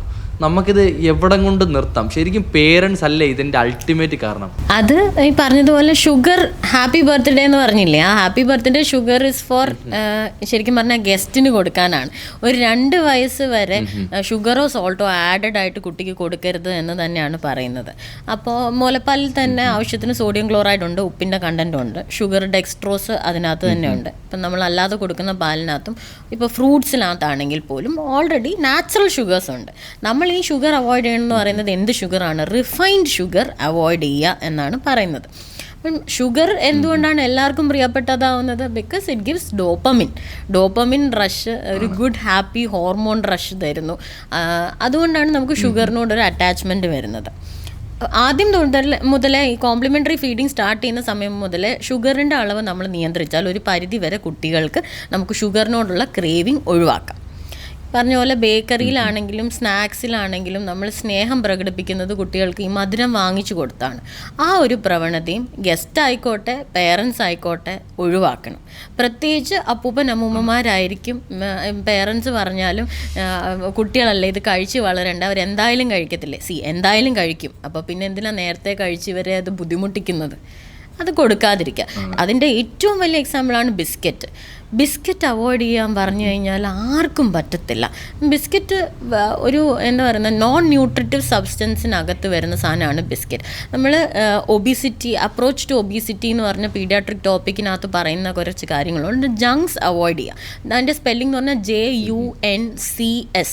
അതിനകത്ത് റെഡ് ഗ്രൂപ്പ് ഓഫ് ഫുഡ്സ് ഉണ്ട്, യെല്ലോ ഗ്രൂപ്പ് ഓഫ് ഫുഡ്സ് ഉണ്ട്, ഗ്രീൻ ഗ്രൂപ്പ് ഓഫ് ഫുഡ്സ് ഉണ്ട്. അപ്പോൾ ഈ J എന്ന് പറയുന്നത് നമ്മുടെ ജങ്ക് എന്ന് പറയുന്ന ഫുള്ളായിട്ടുള്ള ഒരു ആവശ്യവും ഇല്ലാതെ ഈ ലേസ് പറഞ്ഞ പോലെ ചിപ്സ്, ആഡഡ് ആയിട്ടുള്ള പ്രിങ്കിൾസ്, അങ്ങനത്തെ സാധനങ്ങളൊക്കെയാണ് ഈ ജങ്ക്സിനകത്ത് വരുന്നത്. U എന്ന് പറയുന്ന അൾട്രാ പ്രോസസ്ഡ് ഫുഡ്സ് ഫുഡ്സ് എന്ന് പറഞ്ഞാൽ മൈദ, അതുപോലെ തന്നെ നമ്മുടെ ഷുഗർ. N എന്ന് പറഞ്ഞാൽ non nutritive substance. Non nutritive എന്ന് പറഞ്ഞാൽ അഗെയിൻ ബിസ്ക്കറ്റ്. അത് കഴിച്ചു കഴിഞ്ഞാൽ ശരീരത്തിന് ഒരു ഗുണവും ഇല്ല, വയറ് നിറയും എന്നുള്ളത് മാത്രം. പിന്നെ C എന്ന് പറയുന്നത് caffeinated drinks and carbonated drinks. കാപ്പി ചായ ഒന്നും കുട്ടികൾക്ക് ഒരു 13 വയസ്സ് വരെയെങ്കിലും കൊടുക്കാൻ പാടുള്ളതല്ല, 10 മുതൽ 13. അപ്പോൾ ആ സമയത്തൊന്നും നമുക്കിത് ഡൈജസ്റ്റ് ചെയ്യാനുള്ള എൻസൈംസ് നമ്മുടെ ബോഡിയിലില്ല. പിന്നെ ഇത് ഡെപ്പോസിറ്റ് ചെയ്ത് കറ പോലെ ഒരു കോട്ടിംഗ് ആക്കി നമുക്ക് ആവശ്യമുള്ള സാധനങ്ങൾ അബ്സോർബ് ചെയ്യാനായിട്ട് ബുദ്ധിമുട്ടുണ്ടാവും. പിന്നെ ഈ carbonated drinks, sodas, sprite, high ഷുഗറും ഒരു ന്യൂട്രീഷനും ഇല്ല. അത് ഭയങ്കര ഒരു സിപ്പിൽ തന്നെ ഹൈ എമൗണ്ട് ഓഫ് കാലറീസ് ആണ് ചെല്ലുന്നത്. പിന്നെ നമ്മുടെ സോൾട്ടഡ് ഫുഡ്സ്, ഡീപ്പ് ഫ്രൈഡ് ആയിട്ടുള്ള സാധനങ്ങൾ, ഇത്രയും സാധനങ്ങളാണ് നമ്മൾ ഒരു അപ്രോച്ച് ടു ഒബിസിറ്റിയിൽ അവോയ്ഡ് ചെയ്യാൻ പറയുന്ന സാധനങ്ങൾ. ഈ സാധനങ്ങൾ തന്നെയാണ് നമ്മൾ റെഡ്, യെല്ലോ, ഗ്രീൻ ആയിട്ട്. ഗ്രീൻ എന്ന് പറഞ്ഞാൽ ഇഷ്ടം പോലെ കഴിക്കാം നമുക്ക്. ഈ ധാന്യങ്ങൾ, ഫ്രൂട്ട്സ്, വെജിറ്റബിൾസ്, ഹോൾ വീറ്റ്സ്, ഇതെല്ലാം കഴിക്കാം. യെല്ലോ എന്ന് പറഞ്ഞാൽ കുറച്ച് കഴിക്കാം, എന്നാൽ അധികമാവരുത്. മീറ്റ്, മിൽക്ക്, ഈ സാധനങ്ങൾ. റെഡ് എന്ന് പറഞ്ഞാൽ ഒരിക്കലും യൂസ് ചെയ്യാൻ പാടില്ലാത്ത ഫുഡ് സബ്സ്റ്റൻസസ്, ഈ ജങ്ക്സ് അതിനകത്താണ് വരുന്നത്. അപ്പോൾ ഇങ്ങനെ ഒരു സിസ്റ്റമാറ്റിക് ആയിട്ടുള്ള ഫുഡ് പാറ്റേൺ 6 മാസം മുതൽ ഫോളോ ചെയ്ത് കഴിഞ്ഞാൽ ഈ പ്രശ്നങ്ങളൊന്നും കുഞ്ഞുങ്ങളിൽ വരത്തില്ല. സ്റ്റാർട്ട് ചെയ്ത് കഴിഞ്ഞാൽ ഇതിനെ കൺട്രോൾ ചെയ്യാൻ ആര് വിചാരിച്ചാലും ഇച്ചിരി പാടാണ്. കാര്യം അത്രയും അഡിക്റ്റായി മാറുമല്ലേ കുട്ടികൾ? ഡെഫിനറ്റ്ലി നമുക്ക് ഹാപ്പിനെസ് തരുന്ന എന്ത് സാധനത്തിനോട് നമ്മൾ അഡിക്റ്റ് ആവും. അത് ഇൻസ്റ്റൻറ്റ് ഹാപ്പിനെസ്. അതുപോലെ തന്നെ പരസ്യങ്ങൾ, ഇപ്പം പേരൻസ് കാണുന്ന പരസ്യങ്ങളായപ്പോൾ ഇപ്പം പണ്ട് എൻ്റെ കുട്ടിക്കാലത്തുള്ള പരസ്യമാണ് Boost is the secret of my energy എന്നൊക്കെ ഉള്ളത്. ബൂസ്റ്റ് തട്ടിയിട്ട് ഞാനും കഴിച്ചിട്ടുണ്ട്, എനിക്ക് ഓർമ്മയുണ്ട്. അപ്പം അത്രയും അഡിക്റ്റായി അന്നോട്ടേ മാറുവാണ്. പക്ഷെ അറ്റ് ദ പോയിന്റ് നമ്മൾ തിരിച്ചറിയുന്നു ഷുഗർ വേണ്ട. കാര്യം അത് നമ്മൾ പോയ സാഹചര്യങ്ങൾ കൊണ്ട് അല്ലെങ്കിൽ നമ്മൾ മാറിയ ഒരു ഇൻഡസ്ട്രി കൊണ്ട് നമുക്ക് പറയും മാറ്റമാണ്. അപ്പോഴും എൻ്റെ പല ഫ്രണ്ട്സും ഉണ്ട്, ഇത്ര ഡയറ്റ് എടുത്താലും അവർക്ക് ചായ അവോയ്ഡ് ചെയ്യാൻ പറ്റില്ല. ചായ ഒരു നേരം അവോയ്ഡ് ചെയ്ത് കഴിഞ്ഞാൽ തലവേദന എടുക്കും, മൂഡ് സ്വിങ്സ് ഉണ്ടാവും. അതാണ് ചായ ഒരു ഡ്രിങ്ക് കുടിച്ചില്ലെങ്കിൽ അത്രയും അവർ അഡിക്റ്റായി മാറുന്നുണ്ടെങ്കിൽ ആൽക്കഹോൾ പോലെ തന്നെ അല്ലെങ്കിൽ വേറൊരു ഡ്രഗ് പോലെ തന്നെ ഇതും അഡിക്റ്റഡ് ആണ് എന്ന് മനസ്സിലാക്കണം. ഇപ്പം ഞാൻ പറഞ്ഞ പോലെ ചായ കുടിക്കരുതെന്ന് പറയുമ്പോഴും ഞാനൊരു ടീ പേഴ്സൺ ആണ്. പക്ഷെ അതിൻ്റെ ക്വാണ്ടിറ്റി ആണ് എല്ലാത്തിലും മാറ്റർ ചെയ്യുന്നത്. അധികമായാൽ അമൃതും വിഷം. അപ്പോൾ ഒരു ചായ അത് വളരെ മിനിമം ആയിട്ടുള്ള ക്വാണ്ടിറ്റിയിൽ നല്ല പ്യുവർ ഫോമിൽ നമ്മൾ കഴിക്കുകയാണെന്നുണ്ടെങ്കിൽ അത് ഹാം ചെയ്യുന്നില്ല. റിപ്പീറ്റഡ് ആയിട്ട് ഇതിനെ വീണ്ടും അഡൾട്ട്സ് കഴിക്കുമ്പോഴാണ്. പിന്നെ ഈ പറഞ്ഞ പോലെ പിള്ളേർക്ക് ഇത് ഒട്ടുമേ കൊടുക്കാൻ പാടില്ല, അത് വേറെ. ഞാനിത് പലരോടും പറഞ്ഞ് മടുത്ത കാര്യമാണ്. ഇപ്പോൾ ചിലരൊക്കെ ദേഷ്യപ്പെടും കേട്ടോ. അപ്പം ശരിക്കും ഇത് ഡോക്ടർ ഒന്ന് പറയാമോ? നമ്മുടെ ഈ എന്തായാലും ഈ വീഡിയോ കാണുന്നത് പേരൻസ് ആയിരിക്കും. അപ്പം ഒന്ന് അവരോട് പറയാമോ, നിങ്ങൾ ഫസ്റ്റ് ബർത്ത്ഡേ മുതൽ കേക്ക് കട്ടിങ്ങിൽ തുടങ്ങുന്ന മുതൽ നിങ്ങൾ ഒരിക്കലും ഷുഗർ കൊടുക്കരുത് എന്ന് ഒന്ന് പറയാൻ പറ്റുമോ? എനിക്കറിയില്ല ഇതെങ്ങനെ ആളുകൾ മനസ്സിലാക്കും. ഡെഫിനറ്റ്ലി പറ്റുന്ന അവസരങ്ങളിലെല്ലാം നിങ്ങൾ റിഫൈൻ ഷുഗർ ഒഴിവാക്കി ഹോൾ ഷുഗേഴ്സ് കുഞ്ഞുങ്ങൾക്ക് കൊടുക്കാൻ ശ്രമിക്കുക. ഒരു സ്വീറ്റ് വേണമെന്ന് അവർ ക്രേവ് ചെയ്യുമ്പോൾ ഒരു ഡ്രൈ ഫ്രൂട്ട് ഒരു ഗ്രേപ്സോ അല്ലെങ്കിൽ ഒരു ഡേറ്റ്സോ നിങ്ങൾക്ക് അവർക്ക് ഓഫർ ചെയ്യാം. പിന്നെ ഓൾട്ടർനേറ്റീവ് ആണ് നമ്മുടെ ചിക്കി അഥവാ കപ്പലണ്ടി മുട്ടായി എന്ന് പറയുന്ന സാധനം, എള്ളുണ്ട എന്ന് പറയുന്ന സാധനം, അല്ലെങ്കിൽ ജാഗറി ചേർത്തിട്ടുള്ള നമ്മളുടെ പ്ലാന്റ് ബേസ്ഡ് ആയിട്ടുള്ള സ്വീറ്റ്സ് നമ്മൾ ഉണ്ടാക്കുന്നത്. അതെല്ലാം കുഞ്ഞുങ്ങൾക്ക് കൊടുക്കാൻ പറ്റുന്ന ഈ ഇൻസ്റ്റൻറ്റ് ഫോമായിട്ടുള്ള ചോക്ലേറ്റ്സ് ഒഴിവാക്കുക. അതുപോലെ പഞ്ചസാര ഇട്ട് പാല് കൊടുക്കുന്നത് ഒഴിവാക്കുക. ഇതെല്ലാമാണ് നമുക്ക് ചെയ്യാൻ പറ്റുന്നത്. അത് റിഫൈൻഡ് ഷുഗേഴ്സിൻ്റെ കൺസംഷൻ വീട്ടിൽ നമ്മൾ ഒരു എക്സാമ്പിൾ കാണിച്ച് വീട്ടിൽ പഞ്ചസാരയുടെ അളവ് വളരെയധികം കുറയ്ക്കുക. പഞ്ചസാര ആഡ് ചെയ്യുന്നത് കാണിച്ചു കൊടുക്കാതിരിക്കുക. ഇപ്പോൾ കോൺഫ്ലേക്സ് ചിലവർ കഴിക്കും. കോൺഫ്ലേക്സ് എല്ലാം മോശമാണ് ഞാൻ പറയത്തില്ല. ഇപ്പം കോൺ കഴിക്കുന്നവരുണ്ടല്ലോ, അതിനകത്ത് പാലൊഴിച്ച് അതിൻ്റെ മേലെ ഒരു 2 സ്പൂൺ പഞ്ചസാര ഇട്ട് അതിനകത്ത് കൊക്കോ പൗഡർ ഇട്ട്, അപ്പോൾ അതിൻ്റെ ആ എന്തെങ്കിലും ന്യൂട്രിറ്റീവ് വാല്യൂ ഉണ്ടെങ്കിൽ അത് മുഴുവൻ ആ പഞ്ചസാരയിൽ തീർന്നു. മധുര കട്ടയായിരിക്കും അല്ലേ കോൺഫ്ലേക്സ്, അതിൻ്റെ വെളിയിൽ ഷുഗർ, കൊക്കോ പൗഡർ. ഓൾറെഡി അതിന് എന്തെങ്കിലും ഒരു ഗുണം ഉണ്ടെങ്കിൽ അത് ഈ ഷുഗർ കഴിച്ച് അതിൻ്റെ കാലറി ചെന്ന് കഴിയുമ്പോഴത്തേക്കും ആ ഗുണവും കൂടി നഷ്ടപ്പെടുകയാണ് ചെയ്യുന്നത്. ലിക്വിഡ് ഫോമിൽ നിന്നും സോളിഡ് ഫോമിലേക്ക് എപ്പോഴാണ് ഒരു കുട്ടിയുടെ ഫുഡ് മാറേണ്ടത്? അത് ആ 6 months ഒരു സെമി സോളിഡ് ഫോം, അത് ഞാൻ നേരത്തെ പറഞ്ഞ പോലെ ഒരു ഇഡലി മാവിൻ്റെ ഒരു കൺസിസ്റ്റൻസി. ഒരു 9 മാസം മുതൽ ഫസ്റ്റ് ടീത്ത് സ്പ്രൗട്ട് ചെയ്ത് തുടങ്ങും കുഞ്ഞിന്. അപ്പം ചെറിയ ബൈറ്റ് ചെയ്യാൻ പറ്റുന്ന സോഫ്റ്റ് സോളിഡ്സ് കൊടുക്കാം. സോഫ്റ്റ് സോളിഡ്സ് എന്ന് ഉദ്ദേശിക്കുന്നത് ചിലപ്പോൾ ഈ കുക്കുംബർ, ക്യാരറ്റിൻ്റെ ചെറിയ കഷ്ണങ്ങൾ, ഫ്രൂട്ട്സ്, പഴം, ഇതെല്ലാം നമുക്ക് കൊടുക്കാൻ പറ്റും. ഒരു ചെറിയ ദോശ, ഇഡലി, ഇതെല്ലാം. കുറച്ചും കൂടി കഴിഞ്ഞ് ഒരു വയസ്സൊക്കെ ആകുമ്പോഴത്തേക്കും ഒരു 4-5 പല്ലോളം കുഞ്ഞിന് വരാൻ ടൈമാകും. ആ സമയത്ത് കടിക്കാൻ പറ്റുന്ന കപ്പലണ്ടി കൊടുക്കാം, ബദാം കൊടുക്കാം. ഇതെല്ലാം അണ്ടർ സൂപ്പർവിഷനാണ് കൊടുക്കേണ്ടത്. കാരണം കപ്പലണ്ടി കഴിച്ച് ചോക്ക് ചെയ്ത കുറേ ബേബീസിനെ നമുക്ക് കൊണ്ടുവരാറുണ്ട്. അപ്പം അത് മൂക്കിലിടും, വായിലിടുന്നതിന് പകരം ഡയറക്റ്റ്ലി മൂക്കി കൊണ്ടിടാറുണ്ട്. അപ്പം അതെല്ലാം under supervision hard solid substances നമുക്കൊരു വയസ്സ് കഴിയുമ്പോഴത്തേക്കും കുഞ്ഞിന് സ്റ്റാർട്ട് ചെയ്യാം. 6 month old ആയിട്ടൊരു ബേബിയുടെ പ്ലേറ്റിലെ ഫുഡിൻ്റെ ക്വാണ്ടിറ്റീസ് എങ്ങനെയായിരിക്കും? How can we design the food plate of a baby 6 month old? 6 മാസം തൊട്ട് കുട്ടിക്ക് കോംപ്ലിമെൻ്ററി ഫുഡ് കൊടുത്തു തുടങ്ങുന്നത് തൊട്ട് ആ പ്ലേറ്റിൽ കാർബോഹൈഡ്രേറ്റ്സ് ഒരു പോർഷൻ ഉണ്ടാവണം, പ്രോട്ടീൻ ഒരു പോർഷൻ ഉണ്ടാവണം, എസെൻഷ്യൽ ഫാറ്റ്സ് ഒരു പോർഷൻ ഉണ്ടാവണം, ഗ്രീൻ ലീഫി വെജിറ്റബിൾസ്, ഫ്രൂട്ട്സ് ഒരു പോർഷൻ ഉണ്ടാവണം, വെള്ളം ഒരു പോർഷൻ ഉണ്ടാവണം. ഇത് ഇത്രയും പ്ലാൻ ചെയ്താണ് പലപ്പോഴും മീൽസ് കസ്റ്റമൈസ് ചെയ്ത് നമ്മൾ പേരൻസിന് കൊടുക്കാറുള്ളത്. അപ്പോൾ എന്തൊക്കെയാണ് ഈ ഫുഡിനകത്ത് കൊടുക്കാനുള്ളത് എന്നുള്ളത് ആ കുട്ടിയുടെ ഡെവലപ്മെൻ്റൽ ഏജ് അനുസരിച്ചും ആ വീട്ടിൽ എന്തൊക്കെയാണ് ഉണ്ടാക്കുന്നതെന്നനുസരിച്ചും അതുപോലെ തന്നെ ആ കുട്ടിയുടെ ചവയ്ക്കാനുള്ള മോണയുടെ കട്ടി അല്ലെങ്കിൽ പല്ല് വന്നിട്ടുണ്ടോ എന്നുള്ള കാര്യങ്ങളെ അടിസ്ഥാനമാക്കിയായിരിക്കും ഇരിക്കുന്നത്. ഫോർ എക്സാമ്പിൾ, ഇപ്പോൾ ഒരു 6 മാസം പ്രായമായ ആയ കുഞ്ഞ് പലപ്പോഴും ഇപ്പം പേരൻസ് ഭയങ്കര അവെയർ ആയതുകൊണ്ട് തന്നെ അവർ വന്ന് എന്നോട് ചോദിക്കും എന്ത് കൊടുത്തു തുടങ്ങാം. ഞാൻ പറയാറുണ്ട് നമ്മുടെ റാഗി കൊടുത്തു തുടങ്ങുന്നത് ആ റാഗി കുരുവായിട്ട് തന്നെ വാങ്ങിച്ച് തലേന്ന് മുളപ്പിക്കുമ്പോൾ എന്തായാലും ഇവർ കുറച്ചൊരു ക്വാണ്ടിറ്റിയേ കഴിക്കത്തുള്ളൂ. ആ ക്വാണ്ടിറ്റിയുടെ ക്വാളിറ്റി ഇമ്പ്രൂവ് ചെയ്യുക. അപ്പോൾ സ്പ്രൗട്ട്സ് കഴിക്കുമ്പോൾ ഡെഫിനറ്റ്ലി മൈക്രോ ന്യൂട്രിയൻസും ആഡഡ് ആവുന്നു. എന്നിട്ട് അത് അരിച്ച് അത് കുറുക്കിയാണ് കൊടുക്കാൻ പറയുന്നത്. അതിനകത്ത് ഷുഗർ ആഡ് ചെയ്യാതിരിക്കുന്നതാണ് ഏറ്റവും നല്ലത്. അത് കുടിക്കുന്നേ ഇല്ലയെന്നുണ്ടെങ്കിൽ അങ്ങ് ഭയങ്കര നിർബന്ധമാണെങ്കിൽ ഞാൻ പറയും ഇച്ചിരി ജാഗറി ഒന്ന് കുറുക്കി അത് അരിച്ചെടുത്ത് അതിനകത്ത് മണ്ണൊക്കെ കളഞ്ഞ് ഒരു സ്പൂണോളം ആഡ് ചെയ്യാമെന്ന് പറയും. പിന്നെ ഉച്ചത്തെ മീലിനകത്ത് അരിയും പയറും കൂടി വേവിക്കുക. അപ്പോൾ പ്രോട്ടീനുമായി കാർബോഹൈഡ്രേറ്റ്. ഈ കാർബ് മാത്രം കഴിക്കുന്നത്, കഞ്ഞി കുടിക്കുന്നുണ്ട്, ദോശ കഴിക്കുന്നുണ്ട്, ഇഡ്ഡലി കഴിക്കുന്നുണ്ട്, വെയിറ്റ് വെക്കുന്നില്ല, പേരൻസ് പറയുന്ന ഒരു കംപ്ലൈൻ്റ് ആണ്. അതെന്തുകൊണ്ടാണ്? അതിലൊരു കോംപ്ലിമെൻ്ററി പ്രോട്ടീൻ ഇല്ലാത്തതുകൊണ്ട്. അരിയും പയറും കൂടെ ഉണ്ടെങ്കിൽ മാത്രമേ ഇത് രണ്ടിൻ്റെയും ന്യൂട്രിഷൻ കുട്ടിക്ക് കിട്ടത്തുള്ളൂ. പിന്നെ ഒരു പോർഷനകത്ത് ആഡഡ് ആയിട്ട് ഗീ അഥവാ കോക്കനട്ട് ഓയിൽ യൂസ് ചെയ്യുമ്പം എസെൻഷ്യൽ ഫാറ്റ്സ് കുട്ടിക്ക് കിട്ടുന്നു. പിന്നെ ഒരു വെജിറ്റബിൾ സൂപ്പ്, പിന്നെ ആവശ്യത്തിന് വെള്ളം. ഇതാണ് നമ്മൾ ഓരോ പ്രായത്തിലും കസ്റ്റമൈസ്. വെള്ളത്തിൻ്റെ അളവൊക്കെ ഓരോ പ്രായത്തിലും വ്യത്യാസമാണ്. പ്രോട്ടീൻ്റെ അളവ് ഏകദേശം അറിയാമായിരിക്കുമല്ലോ, 1 gram/kg എങ്കിലും ബേബിക്ക് വേണം. അപ്പോൾ ഒരു 7 മാസം 8 മാസമൊക്കെ ആകുമ്പോൾ നമ്മൾ അതിന് പകരമായിട്ട് മുട്ട ആഡ് ചെയ്ത് കൊടുക്കും. മുട്ട ആഡ് ചെയ്ത് ആ പ്രോട്ടീൻ ഗ്യാപ്പ് നമ്മൾ ഫില്ല് ചെയ്യും. പിന്നെ ഒരു നെക്സ്റ്റ് 10 മാസമൊക്കെ ആകുമ്പോഴത്തേക്കും മീൻ, അതും ഫ്ലഷി ആയിട്ടുള്ള മീൻ മുള്ള് കളഞ്ഞ് കൊടുക്കാൻ പറയും. അതുപോലെ തന്നെ ചിക്കൻ സൂപ്പായിട്ട് കൊടുക്കാൻ പറയും. ഏകദേശം സിസ്റ്റമാറ്റിക് ആയിട്ട് ഒരു ഡയറ്റ് പ്ലാനിൽ പോവുകയാണെങ്കിൽ ഒരു വയസ്സോടുകൂടി കുട്ടിക്ക് ഫാമിലി പോട്ട് ഫീഡിങ്, അതായത് വീട്ടിലുണ്ടാക്കുന്ന എല്ലാ സാധനവും കൊടുക്കാൻ പറ്റും. ഇതിന് പകരം കുട്ടിക്ക് വെയിറ്റ് വെക്കാൻ വേണ്ടി കുറുക്കൽ അരച്ച് പഴത്തിൻ്റെയൊക്കെ പൊടി എന്താണെന്നറിയില്ല, ഫുള്ള് കാർബായിട്ടുള്ള കുറുക്കൽ അരച്ച് ഇങ്ങനെ കണ്ടിന്യൂസ്ലി കൊടുക്കും. അതാണ് ഈ കുറുക്ക്. ഏത്തക്ക പൊടിച്ചത് മാത്രം കൊടുക്കുക, അല്ലെങ്കിൽ നവധാന്യ പൊടി, ഹെൽത്ത് മിക്സ്, ഈ സാധനങ്ങളൊക്കെ കൊടുക്കുമ്പം അവർക്ക് കംപ്ലീറ്റ് ന്യൂട്രീഷൻ കിട്ടിയെന്നാണ് എല്ലാവരും വിചാരിക്കുന്നത്. കുറുക്ക് ശരിക്കും one meal of A day മാത്രമാണ്. ബാക്കിയുള്ളതിലെല്ലാം വെറൈറ്റി ആയിട്ടുള്ള എസെൻഷ്യൽ വെറൈറ്റി ഉള്ള ബാക്കി ഫുഡ്സും കൂടെ ഇൻക്ലൂഡ് ചെയ്യണം. ഫോഴ്സ് ചെയ്ത് കുട്ടിക്ക് ഫുഡ് കൊടുക്കാമോ? കാര്യം പലപ്പോഴും കൊടുക്കുമ്പോൾ കുട്ടി അത് വേണ്ടാന്ന് പറഞ്ഞ് തുപ്പിക്കളയുകയോ അല്ലെ അങ്ങനെയൊക്കെ ചെയ്യുമല്ലോ. അപ്പോൾ ശരിക്കും ഫോഴ്സ് ഫീഡിങ് നല്ലതാണോ? നല്ലതേ അല്ല. ഫോഴ്സ് ഫീഡിംഗ് എന്ന് പറഞ്ഞു കഴിഞ്ഞാൽ ഒരു ട്രോമാറ്റിക് പ്രോസസ്സാണ്. കുഞ്ഞിൻ്റെ മീൽ ടൈം ഹാപ്പി ആയിരിക്കണം, കുഞ്ഞിന് വിശപ്പായിരിക്കണം, കുഞ്ഞിൻ്റെ ഡ്രൈവ് ഭക്ഷണം കഴിക്കാനായിട്ട്, വേറെ ഒന്നും ആയിരിക്കരുത്. അതുപോലെ കുഞ്ഞ് പീസ്ഫുള്ളായിട്ട് ഭക്ഷണം അറിഞ്ഞ് വേണം കഴിക്കാനായിട്ട്.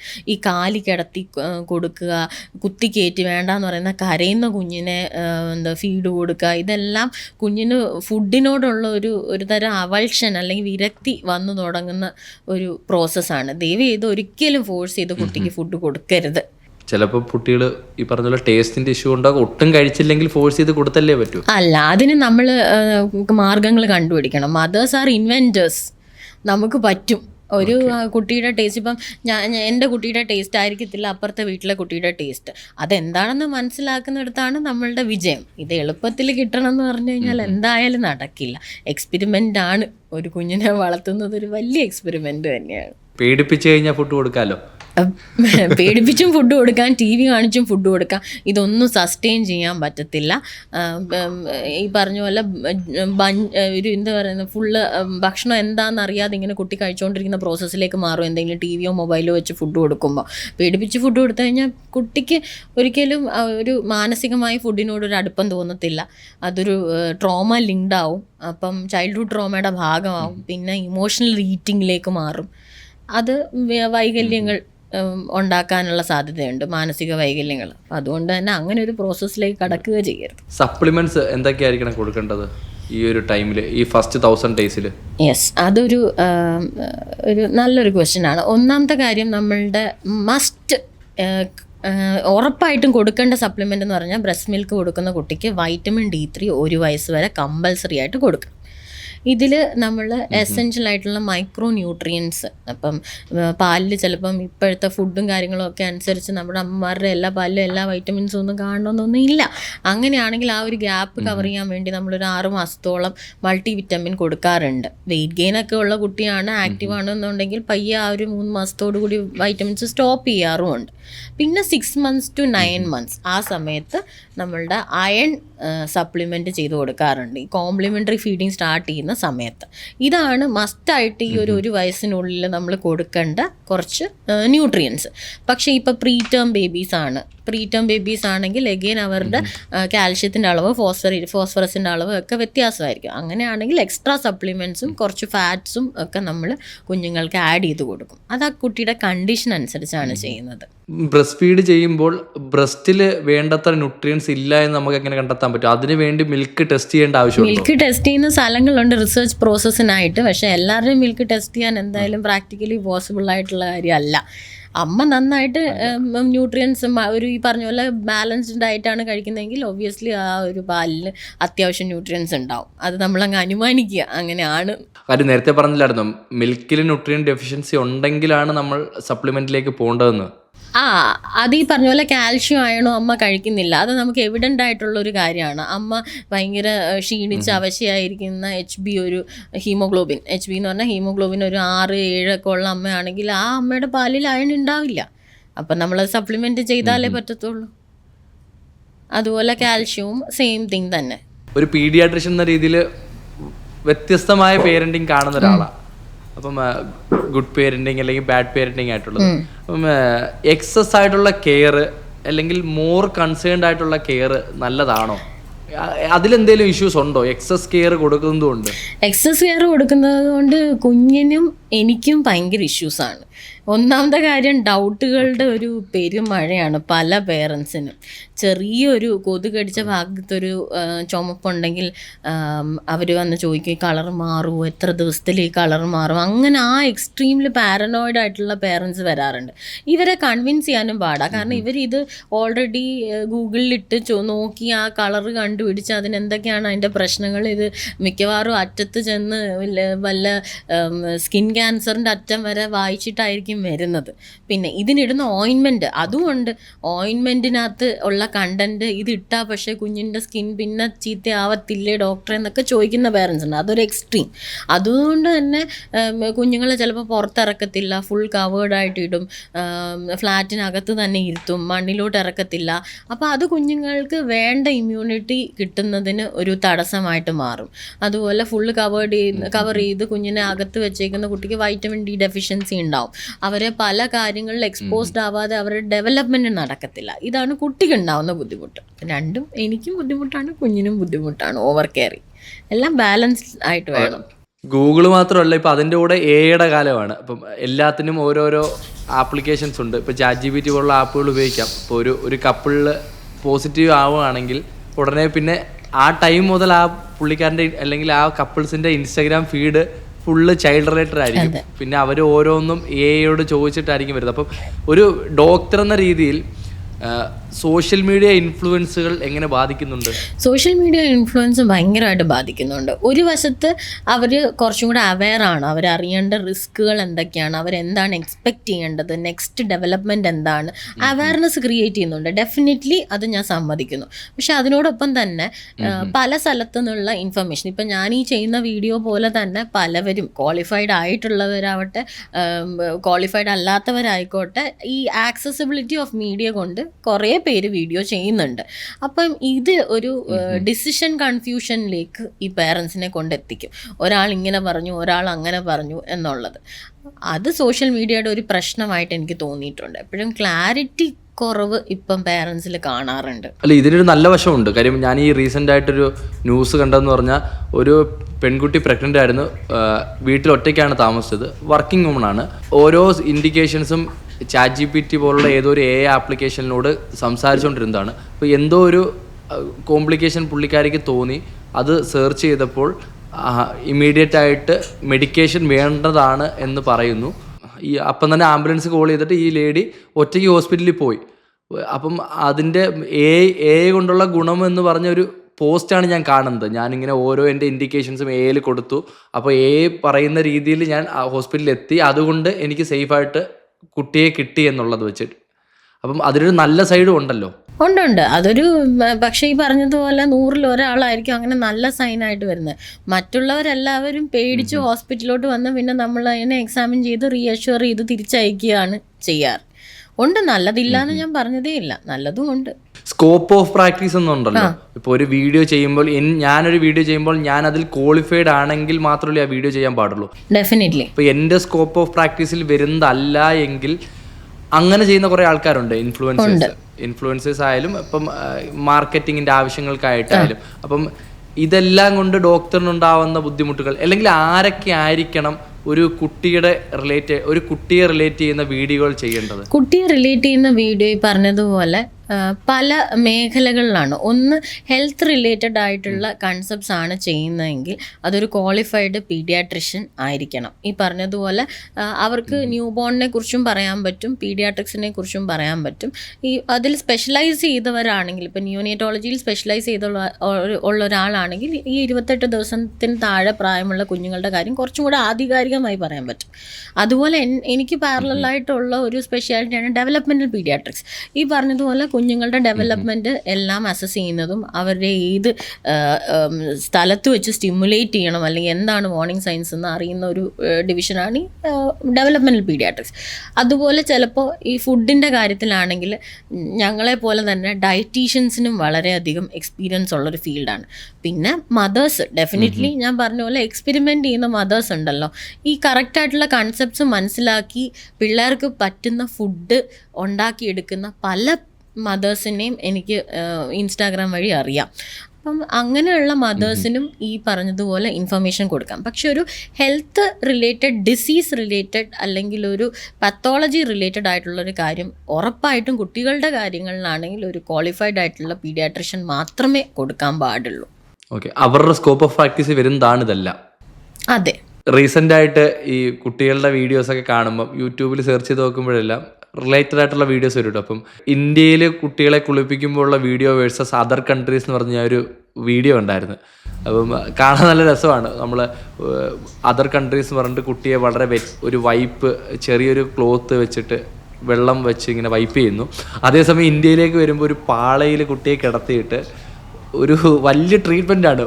അപ്പം ശരിക്കും എങ്ങനെയായിരിക്കണം ഒരു കുട്ടിയെ കുളിപ്പിക്കേണ്ടത്? ഇതിൻ്റെ രണ്ടിൻ്റെ ഇടയ്ക്ക് വെച്ചാണ് കുളിപ്പിക്കേണ്ടത്. ഈ പറഞ്ഞ പോലെ പുറത്തുള്ള വീഡിയോസിൽ വൈപ്പ് മാത്രം ഉപയോഗിക്കുന്നതിൻ്റെ കാര്യം എന്ന് പറഞ്ഞാൽ അവിടുത്തെ ക്ലൈമറ്റ് അങ്ങനെയാണ്. എപ്പോഴും വെള്ളം ഉപയോഗിച്ച് കുട്ടികളെ കുളിപ്പിക്കാൻ പറ്റത്തില്ല, ഡ്രൈനെസ് ആവും, തണുപ്പ് വരും, ആ പ്രശ്നങ്ങളൊക്കെ ഉണ്ട്. നമ്മുടെ ക്ലൈമറ്റ് അങ്ങനെയല്ല. വി ആർ ഒരു ട്രോപ്പിക്കൽ ക്ലൈമറ്റുകാരാണ് നമ്മൾ. അതുകൊണ്ട് തന്നെ ഡ്രൈനെസ് വരാതിരിക്കാൻ ഒരു സ്കിൻ കെയറിന് ഓയിൽ യൂസ് ചെയ്യുന്നതിൽ തെറ്റൊന്നുമില്ല. പക്ഷേ ഈ പറഞ്ഞ മൂക്ക് നീട്ടുക, തല ഉടയ്ക്കുക, ഇടുപ്പുടയ്ക്കുക, കൈ വലിച്ച് നീട്ടുക, ഈ പരിപാടികളൊന്നും ചെയ്തിട്ട് ഒരു കാര്യവുമില്ല. ജെൻറ്റിൽ ഓയിൽ മസാജ്, അതാണ് നമ്മൾ അഡ്വൈസ് ചെയ്യുന്നത്. ഈവൻ NICUവിൽ പോലും നമ്മൾ ഡെയിലി ഗ്രോയിങ് ബേബീസിന് ജെൻറ്റിൽ ഓയിൽ മസാജ് കൊടുക്കാറുണ്ട്. അങ്ങനെ 1-2 ഡ്രോപ്പ് കോക്കനട്ട് ഓയിൽ നമ്മളുടെ കൈയുടെ ഈ ഭാഗങ്ങളിലായിട്ട് റബ്ബ് ചെയ്ത് ഒരു ലൂബ്രിക്കേഷന് വേണ്ടി മാത്രം ബേബിയെ കിടത്തി അതിൻ്റെ ചെസ്റ്റ് ഭാഗം, ബാക്ക് ഭാഗം, അബ്ഡോമിൻ ഇവിടെയെല്ലാം സർക്കുലറായിട്ട് ഒരു 3 റൗണ്ട് വെച്ച് മസാജ് ചെയ്യുന്നു. ഈ മസാജിങ് പ്രോസസ്സ് ജെൻറ്റിലായിട്ട് എന്ന് പറഞ്ഞാൽ ഒട്ടും ഭയങ്കര സോഫ്റ്റും ആയിരിക്കരുത്, ഭയങ്കര ഹാർഡും ആയിരിക്കരുത്. രണ്ടും കുട്ടികൾ പെയിൻഫുൾ ആണെന്നാണ് സ്റ്റഡീസ് പറയുന്നത്. ഒരു ഫേം, അതായത് അമുങ്ങാനും പാടില്ല, എന്നാൽ സോഫ്റ്റായി പോകാനും പാടില്ല. ആ ഫേം ടച്ചിൽ കുഞ്ഞിനെ സർക്കുലറായിട്ട് മസാജ് ചെയ്ത് ഓയിൽ കുറച്ച് ഒരു 10 മിനിറ്റ് ദേഹത്ത് പിടിക്കുന്ന രീതിയിൽ മസാജ് ചെയ്ത് ആ കുഞ്ഞിനെ ഇളം ചൂടുള്ള വെള്ളത്തിൽ കുളിപ്പിച്ചെടുക്കാം. ഇതാണ് ചെയ്യേണ്ടത്. ഇതെല്ലാം ഒരു 2.5 കിലോ കഴിഞ്ഞിട്ടുള്ള കുട്ടിക്ക് ചെയ്യുവാണെങ്കിൽ ആ കുട്ടിയുടെ ഹീറ്റ് റെഗുലേറ്റ് ചെയ്യാനുള്ള കുട്ടിയുടെ കപ്പാസിറ്റി ഓൾമോസ്റ്റ് എത്തിയിട്ടുണ്ടാവും. അതുകൊണ്ട് തന്നെ അതിന് താഴെയുള്ള കുട്ടികൾക്ക് നമ്മൾ വൈപ്പ് ചെയ്തെടുക്കണം എന്നാണ് സാധാരണ പറയാറുള്ളത്. ശരിക്കും ഇതിന് പകരം എന്താണ് സംഭവിക്കുന്നത്? ഒന്ന് ഈ പറഞ്ഞതുപോലെ പതിച്ചി എന്നൊക്കെ പറഞ്ഞിട്ട് ഈ കുളിപ്പിക്കാൻ വരുന്ന ആൻറ്റിമാരുണ്ട്. ഇപ്പോൾ കുറച്ച് മാറിയിട്ടുണ്ട്. പക്ഷേ അവർ പഠിച്ചു വന്ന കുറച്ച് കാര്യങ്ങളുണ്ട്. തല ഇങ്ങനെ റൗണ്ടായിട്ട് ഞെക്കി 4-5 പ്രാവശ്യം ഒഴിയുമ്പോഴത്തേക്കും ആ ഒരു തല അങ്ങ് റൗണ്ടായിട്ട് വരും. പിന്നെ ചെവി വലിക്കുന്നു, അപ്പോൾ ചെവി നീളുന്നു. മൂക്ക് ചപ്പിയിരിക്കുന്ന മൂക്ക് ഇങ്ങനെ വലിച്ച് നീട്ടുന്നു. വായ്ക്കകത്ത് കൈയിട്ടിട്ട് കവിൾ ഉടയ്ക്കുക. അപ്പോൾ കവിള് നല്ല ഷേപ്പിൽ വരും, ജോ ലൈനൊക്കെ വരും എന്നാണ് അവർ പറയുന്നത്. പിന്നെ കൈ ഇങ്ങനെ എടുത്തിട്ട് ക്രോസ് ചെയ്ത് മിക്കവാറും ആ സമയത്ത് ഇവിടെയൊക്കെയുള്ള ഷോൾഡറിൽ ശബ്ദം വരെയൊക്കെ കേൾക്കാറുണ്ട്. അങ്ങോട്ട് പിടിച്ച് വലിക്കുക, കാല് നീട്ടുക, കാലിന് വളവുണ്ടെന്ന് പറയാം. ഫിസിയോളജിക്കലായിട്ട് എല്ലാ കുഞ്ഞുങ്ങൾക്ക് 2 വയസ്സ് വരെ കാലിന് വളവുണ്ട്. അത് നമ്മൾ നൂത്ത് പിടിച്ചാലൊന്നും അത് മാറാനൊന്നും പോകുന്നില്ല. അതുപോലെ അരക്കെട്ട് ഉടച്ചെടുക്കുക. ദൈവമായിട്ട് കുഞ്ഞിനൊരു ഷേപ്പ് ജനിക്കുമ്പോൾ തന്നിട്ടുണ്ട്. ആ ഷേപ്പ് പേരൻസിൻ്റെ ഷേപ്പുമായിട്ട് റിലേറ്റഡ് ആണ്. അത് മാറ്റിയെടുക്കാൻ പറ്റത്തില്ല. ബൈ ആൻഡ് ബൈ പറഞ്ഞ തലയിലാണെങ്കിലും സോഫ്റ്റ് സ്പോട്ട്സ് ഒക്കെ ഒട്ടുന്ന സമയത്ത് അത് തന്നെ ഷേപ്പ് വന്നോളും. ഇപ്പം ഈ പറഞ്ഞുകൊണ്ടിരുന്ന എല്ലാം, ഈ പറയുന്ന കുട്ടിയെ കുളിപ്പിക്കുന്ന രീതികളെല്ലാം പണ്ടത്തെ രീതികളാണെന്ന് എനിക്ക് തോന്നുന്നുണ്ട്. ഞാൻ ചോദിക്കട്ടെ, ഇപ്പോഴും ഇത് നടക്കുന്നുണ്ടോ? നടക്കുന്നുണ്ട്. ഇന്ന് രാവിലെയും കൂടി OP-യിൽ വന്ന് പറഞ്ഞതേ ഉള്ളൂ, ഞങ്ങൾ മഞ്ഞിപ്പിനായിട്ട് പുറത്ത് വെയിലത്ത് വെക്കുന്നുണ്ട് കുളിപ്പിക്കുന്ന സമയത്ത്. അപ്പം എന്താ പറ്റിയെന്ന് വെച്ച് കഴിഞ്ഞാൽ കുഞ്ഞിൻ്റെ കണ്ണിൽ നിന്ന് വെള്ളം കണ്ടിന്യൂസ് ആയിട്ട് എടുക്കുന്നുണ്ടായിരുന്നു. അത് ഈ നേസോലാക്രിമൽ ഡക്റ്റിൻ്റെ ബ്ലോക്കാണ് അത്. അപ്പം കൂടെ വന്നിരുന്ന ആൻറ്റി പറഞ്ഞ് അത് കുഴപ്പമില്ല ഡോക്ടറെ, എനിക്കറിയാം മൂക്കിങ്ങനെ നീട്ടിയെടുക്കാൻ, അപ്പം മൂക്ക് നീടുമ്പോഴത്തേക്കും അതങ്ങ് ശരിയായിക്കോളൂ. ഇതൊക്കെ ഞാൻ അവരോട് പറഞ്ഞു കൊടുത്തതാണ്. കുളിപ്പിച്ച് കഴിയുമ്പോഴത്തേക്ക് എല്ലാം കുട്ടിക്ക് ശരിയാവും. തലയൊക്കെ അങ്ങ് ഞാൻ ഉടച്ച് റൗണ്ടാക്കി കൊടുക്കും. ഇത് നിൽക്കുന്ന ചേച്ചിയാണ് എന്നോട് പറയുന്നത്. അപ്പോൾ ഇതിപ്പോഴും നടക്കുന്നുണ്ട്. പണ്ട് നടന്നുകൊണ്ടിരുന്നത് ചിലപ്പം അതിൻ്റെതായ ചിട്ടയായ രീതിയിൽ പഠിച്ച ആൾക്കാർ കറക്റ്റായിട്ട് ചെയ്തുകൊണ്ടിരുന്നതായിരിക്കും. ഇതിങ്ങനെ പാസ് ഓൺ ചെയ്ത് വന്നപ്പോൾ ഡൈല്യൂട്ടായി ഇപ്പം അത് ചെയ്യുന്നത് തെറ്റായിട്ട് മാറുന്നതേ ഉള്ളൂ. ഇവരെ എങ്ങനെ പറഞ്ഞു മനസ്സിലാക്കാൻ പറ്റും? അതൊരു 15 മിനിറ്റത്തെ എൻ്റെ OP സെഷനാണ്. അവരോട് ഇത് എല്ലാ കാര്യങ്ങളും ഇതിൻ്റെ ഫിസിയോളജി ഉൾപ്പെടെ സയൻസ് ഉൾപ്പെടെ പേരൻസിനെ പറഞ്ഞ് മനസ്സിലാക്കും. അപ്പോൾ ഈ കൂടെ വരുന്ന ചേച്ചിമാർക്ക് മിക്കവാറും എന്നോട് ഭയങ്കര ദേഷ്യമാണ് കേട്ടോ. അവർ വിചാരിക്കും എൻ്റെ പണി കളയാനായിട്ട് ഈ ഡോക്ടർ. അപ്പം അവരൊരു നോട്ടൊക്കെ നോക്കും. ബട്ട് പേരൻസ് പലപ്പോഴും കൺവിൻസ്ഡ് ആയി തന്നെയാണ് തിരിച്ചു പോകുന്നത്. ആൻഡ് നെക്സ്റ്റ് വിസിറ്റിന് ദേ ആർ ഹാപ്പി. അപ്പം നമുക്ക് ഇനിഷ്യലി ആ ഉള്ളൊരു കല്ലുകടി ഉണ്ടെങ്കിലും പിന്നെ അതങ്ങ് ശരിയായി വന്നോളും. ഒരുവിധം എല്ലാ സോഷ്യൽ മീഡിയയിലും നമ്മൾ ഇങ്ങനെ കാണുന്നുണ്ട്, ഇങ്ങനെ ചെയ്യാൻ പാടില്ല തന്നെ. അപ്പോൾ എന്നിട്ടും ഇപ്പോഴും ഇത് ചെയ്യുന്നുണ്ടെന്നുള്ള കേൾക്കുമ്പോൾ എന്താ അതിശയം. അല്ല, അത് ചെയ്യുന്നുള്ളെന്ന കാര്യം എന്ന് പറഞ്ഞാൽ ഇപ്പം ഞാൻ ഇപ്പം ഇരുന്ന് ഈ പറഞ്ഞാലും അവരുടെ വീട്ടിലുള്ള അമ്മയോ അമ്മായിയമ്മയോ അല്ലെങ്കിൽ അമ്മുമ്മയോ പറയുന്നതിനായിരിക്കും വാലിഡിറ്റി കൂടുതൽ അല്ലേ. അപ്പോൾ അവരെ സംബന്ധിച്ചിടത്തോളം അതാണ് ട്രസ്റ്റഡ് സോഴ്സ്. ഞാനോ അല്ലെങ്കിൽ എന്നെ പോലെയുള്ള 10 ഡോക്ടേഴ്സോ ഇരുന്ന് എവിടെയോ ഇരുന്ന് ഏതോ കുട്ടിയെക്കുറിച്ച് പറയുന്നു. അമ്മുമ്മ, അപ്പൂപ്പൻ, അമ്മായിയമ്മ, അമ്മ അവരുടെ കുട്ടിയെ അവരുടെ വീട്ടിലെ കുട്ടിയെക്കുറിച്ച് പറയുന്നു. ഇതിൽ വേറൊരു പോസിറ്റീവ് കാര്യം എന്ന് പറഞ്ഞാൽ പേരൻസ് ഇപ്പം നല്ല അവെയറാണ്. അവർക്ക് ചെയ്യണം, സയൻറ്റിഫിക് ആയിട്ട് ഇത് ഫോളോ ചെയ്യണം എന്ന് ആഗ്രഹമുണ്ട്. ഇപ്പോൾ എൻ്റെ ഇൻസ്റ്റാ വീഡിയോസിന് താഴെ വരുന്നത് എല്ലാ അമ്മമാരും വന്ന് പറയുന്നതെന്ന് പറഞ്ഞാൽ ഇത് പറഞ്ഞ് മനസ്സിലാക്കാൻ, അതായത് ഇവർക്ക് മുന്നേ ഉള്ള ജനറേഷനെ പറഞ്ഞ് മനസ്സിലാക്കാനുള്ള ഡിഫിക്കൽട്ടിയാണ് അവർ ഫേസ് ചെയ്യുന്നത്. അപ്പം അമ്മ ഇങ്ങനെ ചെയ്യരുത്, ഡോക്ടർ ഇങ്ങനെയാണെന്ന് പറഞ്ഞിട്ടുണ്ടെങ്കിൽ, ഡോക്ടർ ഇങ്ങനെയാണ് പറഞ്ഞു തന്നിട്ടെന്ന് പറഞ്ഞിട്ടുണ്ടെങ്കിൽ പിന്നെ അവിടെ ഹാരാസ്മെൻ്റ് ആണ്. നിനക്ക് മാത്രമേ കൊച്ചുള്ളൂ, നിന്നെ മാത്രമാണോ കൊച്ച്, ഞങ്ങളുടെയും കൂടെ കൊച്ചാണ്. ഞാനും ഇതുപോലെ 2 പേരെ പെറ്റതാണ്.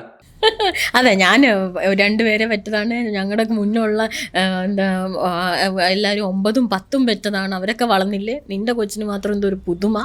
ഇതൊക്കെയാണ് ചോദിക്കുന്ന ചോദ്യങ്ങൾ. അതുപോലെ തന്നെ നമ്മുടെ നാട്ടിലുള്ള കുട്ടികളുടെ കണ്ണൊക്കെ എഴുതുന്ന ഞാൻ വീഡിയോ കണ്ടിട്ടുണ്ട്. നല്ല കണ്ണ് ഫുൾ എഴുതി. ഒരു കോംപ്ലിക്കേഷൻ ഈ അടുത്തുണ്ടായെന്ന് പറഞ്ഞാൽ കുട്ടി കണ്ണെഴുതി അത്രത്തോളം ഇൻറ്റൻസ് ആയിട്ട് കണ്ണ് തുറക്കാൻ വയ്യാത്ത രീതിയിലായിപ്പോയി. അപ്പം കണ്ണെഴുത്ത് അല്ലെങ്കിൽ കണ്ണെഴുതുന്നതുകൊണ്ട് എന്തെങ്കിലും ഗുണങ്ങളുണ്ടോ, അല്ലെങ്കിൽ കണ്ണെഴുതുന്നതുകൊണ്ട് എന്തൊക്കെ ദോഷങ്ങളാണ് ഉണ്ടാവുന്നത്? കണ്ണെഴുതുന്നത് കൊണ്ട് പ്രത്യേകിച്ച് ഒരു ഗുണവും കുട്ടിക്കില്ല. ഇനിയിപ്പം ആ കാണുന്ന അമ്മമാർക്കോ അല്ലെങ്കിൽ കാണുന്ന വീട്ടുകാർക്കോ ഉള്ള കാര്യം അവർക്കൊരു നയനസുഖം ഉണ്ടാവുമെന്ന് തോന്നുന്നു. അതല്ലാതെ കുട്ടിക്ക് ഒരു ഗുണവുമില്ല. ഇൻഫാക്ട് കുട്ടിക്ക് ദോഷമാണുള്ളത്. ഒന്ന് കോർണിയൽ അബ്രേഷൻ. നമ്മുടെ കോർണിയ ഒരു പാട പോലെയുള്ള, ഒരു ഉള്ളിത്തൊലിയുടെ പാട പോലെയുള്ള ഒരു സാധനമാണ്. അതിൽ കൈയിട്ട് ഈ ഡെൻസ് ആയിട്ടുള്ള കാജൽ വരയ്ക്കുമ്പോൾ അത് ഒരയും. രണ്ടാമത്തെ കാര്യം ഞാൻ നേരത്തെ പറഞ്ഞ നേസോലാക്രിമൽ ഡക്റ്റ്, ഈ ഒരു കണ്ണിൻ്റെ അവിടുന്ന് കണ്ണീർ ഗ്രന്ഥി മൂക്ക് വരെ എത്തുന്ന ഒരു ഗ്രന്ഥിയും അതിൻ്റെ ഒരു പാത്വേ ഉണ്ട്. അത് നമ്മുടെ ഒരു മുടിയുടെ അത്രയും തിക്നെസ് മാത്രമേ അതിനുള്ളൂ. അവിടെ എന്തെങ്കിലും ഒരു പൊടി ചെന്ന് കഴിഞ്ഞാൽ അത് ബ്ലോക്ക് ആവും, കണ്ണിൽ ഇൻഫെക്ഷൻ ആവും, കണ്ണിൽ പഴുപ്പ് വരും, കണ്ണ് തുറക്കാൻ പറ്റാതെയാവും. കാജൽ എഴുതുന്നത് കൊണ്ട് കണ്ണ് വിടർന്ന് വരുന്നില്ല. അതാണ് അവർ പറയുന്ന ഒരു കാര്യം, കണ്ണ് വിടർന്ന് തെളിഞ്ഞു വരണമെങ്കിൽ കണ്ണ് എഴുതണം എന്നുള്ളത്. ഇല്ല, നമ്മുടെ ജെനറ്റിക്സിൽ അച്ഛനും അമ്മയ്ക്കും ഉള്ള കണ്ണ് മാത്രമേ കുട്ടിക്കും കിട്ടത്തുള്ളൂ.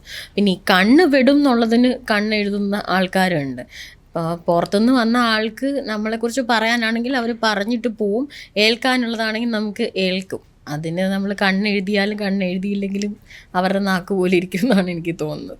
ഇവിടെ ഒരു പൊട്ട് തൊടുന്നതൊക്കെ ഞാൻ കണ്ടിട്ടുണ്ട്. ദിഗംബരനാണ്, എല്ലാ കുഞ്ഞുങ്ങളും വരുന്നത് ദിഗംബരന്മാരായിട്ടാണ് വരുന്നത്. ഇത് കാണുമ്പോൾ നമുക്ക് സങ്കടവും തോന്നും, ചിലപ്പോൾ ചിരിയൊക്കെ വരും. അങ്ങനെയാ എഴുതി വെക്കുക, ഭയങ്കര രസമാവും. ഇപ്പം നല്ലൊരു എൻ്റർടൈൻമെൻ്റ് ഉള്ള സ്ഥലമാണെന്ന് എനിക്ക് തോന്നാറുണ്ട്. അല്ല, മാറുന്നില്ല, ഇപ്പോഴും മാറി വരുന്നില്ല എന്നുള്ളതാണ്. ഡെഫിനറ്റ്ലി മാറി വരുന്നുണ്ട്. കാരണം ഒരു 2-3 വർഷത്തിന് മുന്നേ ഉള്ള കോൺസെൻട്രേഷൻ അല്ല ഇപ്പം 10 ഒരു ആളെങ്ങാണോ അങ്ങനെ വരച്ചുകൊണ്ട് വന്നാലായി. പിന്നെ അതും ഇൻസ്റ്റാഗ്രാം റീൽസ് പ്രൊമോട്ട് ചെയ്യുന്നുണ്ട്. സോഷ്യൽ മീഡിയയിൽ പലരും ഇങ്ങനെ വരച്ച് വെച്ച കുട്ടികളെ കാണാൻ ഭംഗിയാണ്, ശരിയാണ്, കുഞ്ഞുങ്ങളെ കാണാൻ നല്ല ഭംഗിയാണ്. പക്ഷെ അത് മെഡിക്കലി അവർക്ക് നല്ല കാര്യമല്ല, അത് മനസ്സിലാക്കണം. പൗഡർ യൂസ് ചെയ്യുന്നതും ഇതേപോലെ കോംപ്ലിക്കേഷൻ അല്ലേ? കാര്യം ഈ അടുത്ത് ഇപ്പം ഇന്ത്യയിൽ ജനിക്കുന്ന കുട്ടികൾ പൊല്യൂഷൻ കാരണം വളരെ ഇഷ്യൂസ് ഉണ്ടാവുന്നുള്ള ഒരു ആർട്ടിക്കിൾ ഞാൻ വായിച്ചായിരുന്നു. അപ്പം അതിൽ പറയുന്നതും ഈ PM 2.5 പോലുള്ള പാർട്ടിക്കിൾസ് ഈ പൗഡർ യൂസ് കൊണ്ട് കൂടുന്നുണ്ട്. അപ്പം ആസ്മ പോലുള്ള ഇഷ്യൂസിനെ ഇത് വീണ്ടും പ്രോൺ ചെയ്യാമെന്ന് പറയുന്നുണ്ടല്ലോ. ഡെഫിനറ്റ്ലി ടാൽക്ക് മൈക്രോ പാർട്ടിക്കിൾസ് ആണ്. ആ മൈക്രോ പാർട്ടിക്കിൾസ് പലപ്പോഴായി നമ്മുടെ ലങ്സിൽ അടിഞ്ഞുകൂടുകയും ഭാവിയിൽ ആസ്മ, വലിവ്, wheeze associated lower respiratory infection മുതലായ അസുഖങ്ങളിലേക്ക് ഇത് വഴി ഒരുക്കുകയും ചെയ്യും. പൗഡർ എന്ന് പറഞ്ഞ സാധനം കൊച്ചു പിള്ളേരായിക്കോട്ടെ വലിയ പിള്ളേരായിക്കോട്ടെ യൂസ് ചെയ്യാൻ പാടുള്ളതല്ല. നെക്സ്റ്റ് ഇൻട്രസ്റ്റിംഗ് ടോപ്പിക് എന്ന് പറഞ്ഞാൽ ബേബീസിന്റെ ക്വസ്റ്റ്യൻസ്, കുട്ടികളുടെ ക്വസ്റ്റ്യൻസ് എങ്ങനെ നമ്മൾ ഹാൻഡിൽ ചെയ്യാം. ഏറ്റവും രസകരമായിട്ടുള്ള കുട്ടികളുടെ ചോദ്യം ഏറ്റവും കൂടുതൽ നമ്മൾ കേട്ടിട്ടുള്ളതും ആളുകൾ പറഞ്ഞു കേട്ടിട്ടുള്ളതായിട്ടുള്ളത് എങ്ങനെ ഉണ്ടായി, ഞാൻ എങ്ങനെ ഉണ്ടായി എന്നുള്ളൊരു ചോദ്യമായിരിക്കുമല്ലോ. അപ്പോൾ ഇങ്ങനെയൊക്കെയുള്ള ചോദ്യങ്ങൾ, അല്ലെങ്കിൽ എല്ലാ ചോദ്യങ്ങൾക്കും, കുട്ടികളുടെ ചോദ്യങ്ങൾക്ക് നമ്മൾ എങ്ങനെ ഹാൻഡിൽ ചെയ്യണം ആ ക്വസ്റ്റ്യനെ, അതിന് എങ്ങനെ മറുപടി കൊടുക്കാം? എല്ലാ ചോദ്യങ്ങളും അഡ്രസ്സ് ചെയ്യണം. അതാത് പ്രായത്തിൽ ആ കുട്ടി ചോദിക്കുന്ന ചോദ്യങ്ങളെല്ലാം അതിന് വ്യക്തമായ, വെറുതെ അവരെ ഇതിങ്ങനെ ചോദിക്കേണ്ട പ്രായമാണോ എന്ന് ചോദിച്ച് അവരെ പറഞ്ഞു വിടുകയല്ല ചെയ്യേണ്ടത്. അതിൻ്റെതായ രീതിയിൽ നമ്മൾ പറഞ്ഞു കൊടുക്കണം. ഇതൊരു ഡോക്ടർ എന്ന നിലയിൽ അല്ലെങ്കിൽ പോലും എൻ്റെ പിള്ളേർക്ക് ആ ഒരു സിറ്റുവേഷൻ വന്നപ്പോൾ ഞാൻ കുറച്ച് വായിച്ച് മനസ്സിലാക്കിയൊരു കാര്യമാണ് എന്താ ചെയ്യേണ്ടതെന്നുള്ളത്. ഇപ്പോൾ ഒരു 2 വയസ്സുള്ള കുട്ടി നമ്മളോട് ചോദിക്കുകയാണ്, അല്ലെങ്കിൽ 2-2.5 വയസ്സുള്ള കുട്ടി ചോദിക്കുകയാണ് എവിടെ നിന്നാണ് വന്നത്, അല്ലെങ്കിൽ ഞാൻ എങ്ങനെ ഉണ്ടായി എന്നുള്ള രീതിയിൽ, അവരങ്ങനെ ആയിരിക്കത്തില്ല ചോദിക്കുകയാണ്. ആ സമയത്ത് നമ്മൾ ബയോളജി അവരെ പഠിപ്പിച്ചു കൊടുത്തിട്ട് ഒരു കാര്യവുമില്ല. അപ്പോൾ പറഞ്ഞു കൊടുക്കുക അതിൻ്റെതായ രീതിയിൽ. അച്ഛനുണ്ട്, അമ്മയുണ്ട്. അപ്പോൾ അത് കഴിഞ്ഞിട്ട് അച്ഛനും അമ്മയ്ക്കും ഒരു കുറച്ച് നാൾ കഴിഞ്ഞപ്പോൾ വാവയുണ്ടായി എന്നുള്ള രീതിയിൽ പറഞ്ഞു കൊടുക്കുക. അതല്ല ഒരു 5 വയസ്സായ കുട്ടിക്ക് പറഞ്ഞു കൊടുക്കേണ്ടത്. 5 വയസ്സായിട്ട് കുട്ടിക്ക് പറഞ്ഞു കൊടുക്കുമ്പോൾ അതിൻ്റെ നെക്സ്റ്റ് ലെവലിലേക്ക് എത്തുക. ഒരു ഫാമിലി ഫോം ചെയ്യുന്നതിൻ്റെ യൂണിറ്റിനെ കുറിച്ച് എക്സ്പ്ലെയിൻ ചെയ്യുക, ജനറേഷൻസിനെ കുറിച്ച് എക്സ്പ്ലെയിൻ ചെയ്യുക, ഫാമിലി ട്രീയെ കുറിച്ച് എക്സ്പ്ലെയിൻ ചെയ്യുക. വീണ്ടും അതൊരു 10 വയസ്സുള്ള കുട്ടി ചോദിക്കുകയാണെങ്കിൽ ഡെഫിനറ്റ്ലി അതിൻ്റെ ബയോളജിക്കൽ പ്രോസസ്സും അതിൻ്റെ സയൻസും അവരെ പറഞ്ഞ് മനസ്സിലാക്കുക. അത് അവർക്ക് ഏറ്റവും എളുപ്പമായ ലളിതമായ രീതിയിൽ പറഞ്ഞിട്ട് വേണം മനസ്സിലാക്കാനായിട്ട്. ഇപ്പം സോഷ്യൽ മീഡിയ വലിയൊരു റവന്യൂ സോഴ്സ് ആണ്. ഇപ്പം ഞാൻ ഈ വീഡിയോ എടുക്കുന്നതായാലും അല്ലെങ്കിൽ ഇൻഫ്ലുവൻസേഴ്സ് വീഡിയോ ചെയ്യുന്നതായാലും ഇൻകം ജനറേറ്റ് ചെയ്യാൻ വേണ്ടിയാണ്. പലപ്പോഴും കുട്ടികളെ ഒരു ഇൻകം ജനറേറ്റ് ചെയ്യാൻ വേണ്ടിയുള്ള സോഴ്സ് ആയിട്ട്, അല്ലെങ്കിൽ ഒരു മാർക്കറ്റിംഗ് ടൂളായിട്ട് സോഷ്യൽ മീഡിയയിൽ കാണിക്കുന്നുണ്ട്. ശരിക്കും കുട്ടികളെ സോഷ്യൽ മീഡിയയിലേക്ക് വളരെ ചെറിയ പ്രായത്തിലേക്ക് കൊണ്ടുവരുന്നത് നല്ലതാണോ എന്ന് ചോദിച്ചാൽ നല്ലതല്ല. ഒന്നാമത്തെ കാര്യം, ഈ പറഞ്ഞ പ്രോഫിറ്റ് ബേസ്ഡ് ആയിട്ടാണ് നമ്മൾ ഇൻഫ്ലുവൻസേഴ്സ് സ്റ്റാർട്ട് ചെയ്യുന്നതെന്ന് പറഞ്ഞാൽ, ചിലവർ അതിന് വേണ്ടിയായിരിക്കും, ചിലവർ ഫെയിമിന് വേണ്ടിയായിരിക്കും, ചിലവർ ഈ പറഞ്ഞതുപോലെ ഒരു സോഷ്യൽ കമ്മിറ്റ്മെൻറ്റിന് ചെയ്യുന്ന ആൾക്കാരുണ്ട്, റീച്ച് വന്നിട്ട് കുറച്ചധികം ആൾക്കാരേക്ക് എത്താനുള്ള. അവിടെയെല്ലാം ഈ പറഞ്ഞ ഏജ് റെസ്ട്രിക്ഷൻസ് വേണം എന്ന് തന്നെയാണ് എൻ്റെ അഭിപ്രായം. ഒരു 16 വയസ്സിന് മുകളിൽ മാത്രമേ കുഞ്ഞിനെ നമുക്ക് മീഡിയയുടെ മുന്നിലോ അല്ലെങ്കിൽ ഒരു വൾണറബിൾ ആയിട്ടുള്ള ഒരു പ്ലാറ്റ്ഫോമിന് മുന്നിലോ കുഞ്ഞിനെ കൊണ്ടുവരാൻ പാടുള്ളൂ. പറഞ്ഞ നമ്മളിപ്പോൾ ഒരു ന്യൂസ് കേൾക്കുകയാണെങ്കിൽ പോലും പലപ്പോഴും കുഞ്ഞുങ്ങളുടെ ഫേസ് മറച്ചു വെച്ചാണ് കാണിക്കുന്നത്. അപ്പോൾ അങ്ങനെയുള്ളപ്പോൾ ഒരു വീഡിയോ ചെയ്യാനായിട്ട് നമ്മുടെ ഒരു കുഞ്ഞിൻ്റെ ഡേ ഇൻ മൈ ലൈഫ്, അല്ലെങ്കിൽ കുഞ്ഞെവിടെയാണ് പഠിക്കുന്നത്, കുഞ്ഞെവിടെയാണ് എന്താണ് ചെയ്യുന്നത് എന്നൊക്കെ ഉള്ളത്, ആ ഒരു കുഞ്ഞിൻ്റെ പ്രൈവസിയും ആ സെക്യൂരിറ്റിയും ഒത്തിരി ഡാമേജ് ചെയ്യുന്ന ഒരു കാര്യമായിട്ട് എനിക്ക് തോന്നിയിട്ടുണ്ട്. അപ്പം അവർക്ക് റെസ്പോണ്ട് ചെയ്യാൻ പറ്റുന്നൊരു പ്രായമല്ല, അവർക്ക് വേണമെന്നോ വേണ്ടാന്നോ പറയാൻ പറ്റുന്നൊരു പ്രായമല്ല. വൺസ് അവരുടെ ഡിസിഷൻ എടുക്കാൻ പറ്റുന്ന പ്രായത്തിന് ശേഷമാണെങ്കിൽ ലെറ്റ് ദം ഡു ഇറ്റ്. അതല്ലാതെ നമ്മളുടെ അണ്ടറിൽ നമ്മുടെ പ്രൊട്ടക്ഷനിൽ നിൽക്കുന്ന സമയത്ത് ആ കുഞ്ഞിൻ്റെ പ്രൈവസിയോ അല്ലെങ്കിൽ സുരക്ഷിതത്വത്തിനോ ബുദ്ധിമുട്ടുണ്ടാക്കുന്ന രീതിയിൽ വീഡിയോസ് ഇടുന്നത് ഞാൻ യോജിക്കുന്നില്ല അതിനോട്.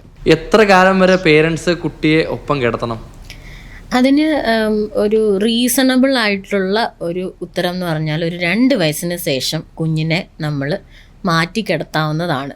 ഈ പുറത്തുള്ള കൺട്രീസിലൊക്കെ ആണെങ്കിൽ ആസ് ഏർലി ആസ് 3 months തൊട്ട് കുഞ്ഞിനെ നമ്മൾ പുറത്തേക്ക് മാറ്റി കിടത്തും, വേറൊരു റൂമിലേക്ക്. പക്ഷേ അവിടെ CCTV ഉണ്ട്, അലാംസ് ഉണ്ട്, അല്ലെങ്കിൽ കുഞ്ഞ് അനങ്ങിയാൽ തന്നെ അറിയുന്ന രീതികളുണ്ട്. അതൊന്നും നമ്മളുടെ ഒരു കൺട്രിയിൽ ഈവൻ എല്ലാ ലോക്കുകളും ചൈൽഡ് ലോക്ക് ആയിരിക്കും. ഞാൻ കണ്ടിട്ടുണ്ട്. ഇപ്പം കാനഡയിലാവുമ്പം ഒരു കുട്ടി ഉണ്ടായി കഴിഞ്ഞാൽ പിന്നെ ആ വീട്ടിലെ എല്ലാ ലോക്കുകളും ചൈൽഡ് ലോക്കുള്ള ഡോറുകളായിരിക്കും. ആ ഒരു സിറ്റുവേഷൻ നമ്മുടെ നാട്ടിൽ പറ്റാത്തത് കൊണ്ട് തന്നെ അറ്റ്ലീസ്റ്റ് ഒരു 2 വയസ്സിന് ശേഷം കുഞ്ഞിനെ മാറ്റി കിടത്താനായിട്ട് നമ്മൾ ശ്രമിക്കേണ്ടതാണ്. ഇപ്പം ഒരു കുട്ടി മാത്രമുള്ള പേരൻസ്, ഒരു ന്യൂക്ലിയർ ഫാമിലി ആണെങ്കിൽ ചിലപ്പം പുറത്തേക്ക് ഒരു 2 വയസ്സുള്ള കുട്ടിയെ കിടത്താൻ പാടായിരിക്കും. അതൊരു 4 വയസ്സോ 5 വയസ്സോ ആകുമ്പോഴേ കിടത്താൻ പറ്റത്തുള്ളൂ. അങ്ങനെയാണെങ്കിൽ അറ്റ്ലീസ്റ്റ് ഒരു സെപ്പറേറ്റ് ബെഡിലേക്ക് കുഞ്ഞിനെ ഒരു 2 വയസ്സ് കഴിഞ്ഞ് മാറ്റേണ്ടതാണ്. ഇപ്പോൾ ഒരു ഗ്രാൻഡ് പേരൻസ് ഉള്ളൊരു സ്ഥലമാണെങ്കിൽ 2 years കഴിഞ്ഞിട്ട് കുഞ്ഞിനെ ഗ്രാൻഡ് പേരൻസിൻ്റെ റൂമിലേക്ക് മൂവ് ഔട്ട് ചെയ്യാം. അത് 2 years എന്ന് പറയുന്നതിൻ്റെ കാര്യം എന്ന് പറഞ്ഞാൽ ബ്രസ്റ്റ് ഫീഡ് ചിലപ്പോൾ ആ സമയം വരെ ആയിരിക്കും ഇന്ത്യൻ സിനാരിയോയിൽ നമ്മൾ കണ്ടിന്യൂ ചെയ്യുന്നത്. അപ്പോൾ അതിന് ശേഷം നമുക്ക് കുഞ്ഞിനെ മാറ്റി കിടത്താവുന്നതാണ്. അപ്പോൾ ഈ മാറ്റി കിടത്തുന്നത് 2 കാര്യങ്ങളാണ്. ഒന്ന്, നമ്മളുടെ സ്ലീപ്പും അവരുടെ സ്ലീപ്പും റെഗുലേറ്റഡ് ആവും, കറക്റ്റ് ആകും. രണ്ടാമത്തെ കാര്യം, അവർക്ക് ഒരു ഇമോഷണൽ ആയിട്ടുള്ള ഇൻഡിപെൻഡൻസ് കിട്ടും. ഇപ്പം തന്നെ ഈ പേടി അല്ലെങ്കിൽ സെപ്പറേഷൻ ആങ്സൈറ്റി, ഈ കാര്യങ്ങളെല്ലാം നമ്മൾ മാറ്റി കിടത്തുമ്പം ഒഴിവാവും. ഒരു 2 വയസ്സിന് ശേഷം കുട്ടിക്ക് ഒരു കിടന്നു കഴിഞ്ഞാൽ പിന്നെ രാവിലെ ഫുഡിൻ്റെ ആവശ്യമേ ഉള്ളൂ, വെള്ളമായിക്കോട്ടെ ഫുഡായിക്കോട്ടെ അതിൻ്റെ ആവശ്യമേ ഉള്ളൂ. അപ്പോൾ ആ സമയം ഒരു വളരെ നല്ല ടൈം പീരീഡാണ് മാറ്റിക്കിടത്തൽ. അപ്പോൾ ഇങ്ങനെ വേണം നമ്മുടെ ബെഡ് പാറ്റേൺ നമ്മൾ റെഗുലേറ്റ് ചെയ്യാൻ. അപ്പോൾ ഈ 2 വയസ്സിന് മുന്നേ പേരൻസിന് എന്തായാലും ഇൻറ്റിമേറ്റ് ആയിട്ട് ടൈം സ്പെൻഡ് ചെയ്യേണ്ടി വരും. അപ്പോൾ അത് പറയുമ്പം ചിലപ്പോൾ അത് ടാബു ആയിരിക്കും.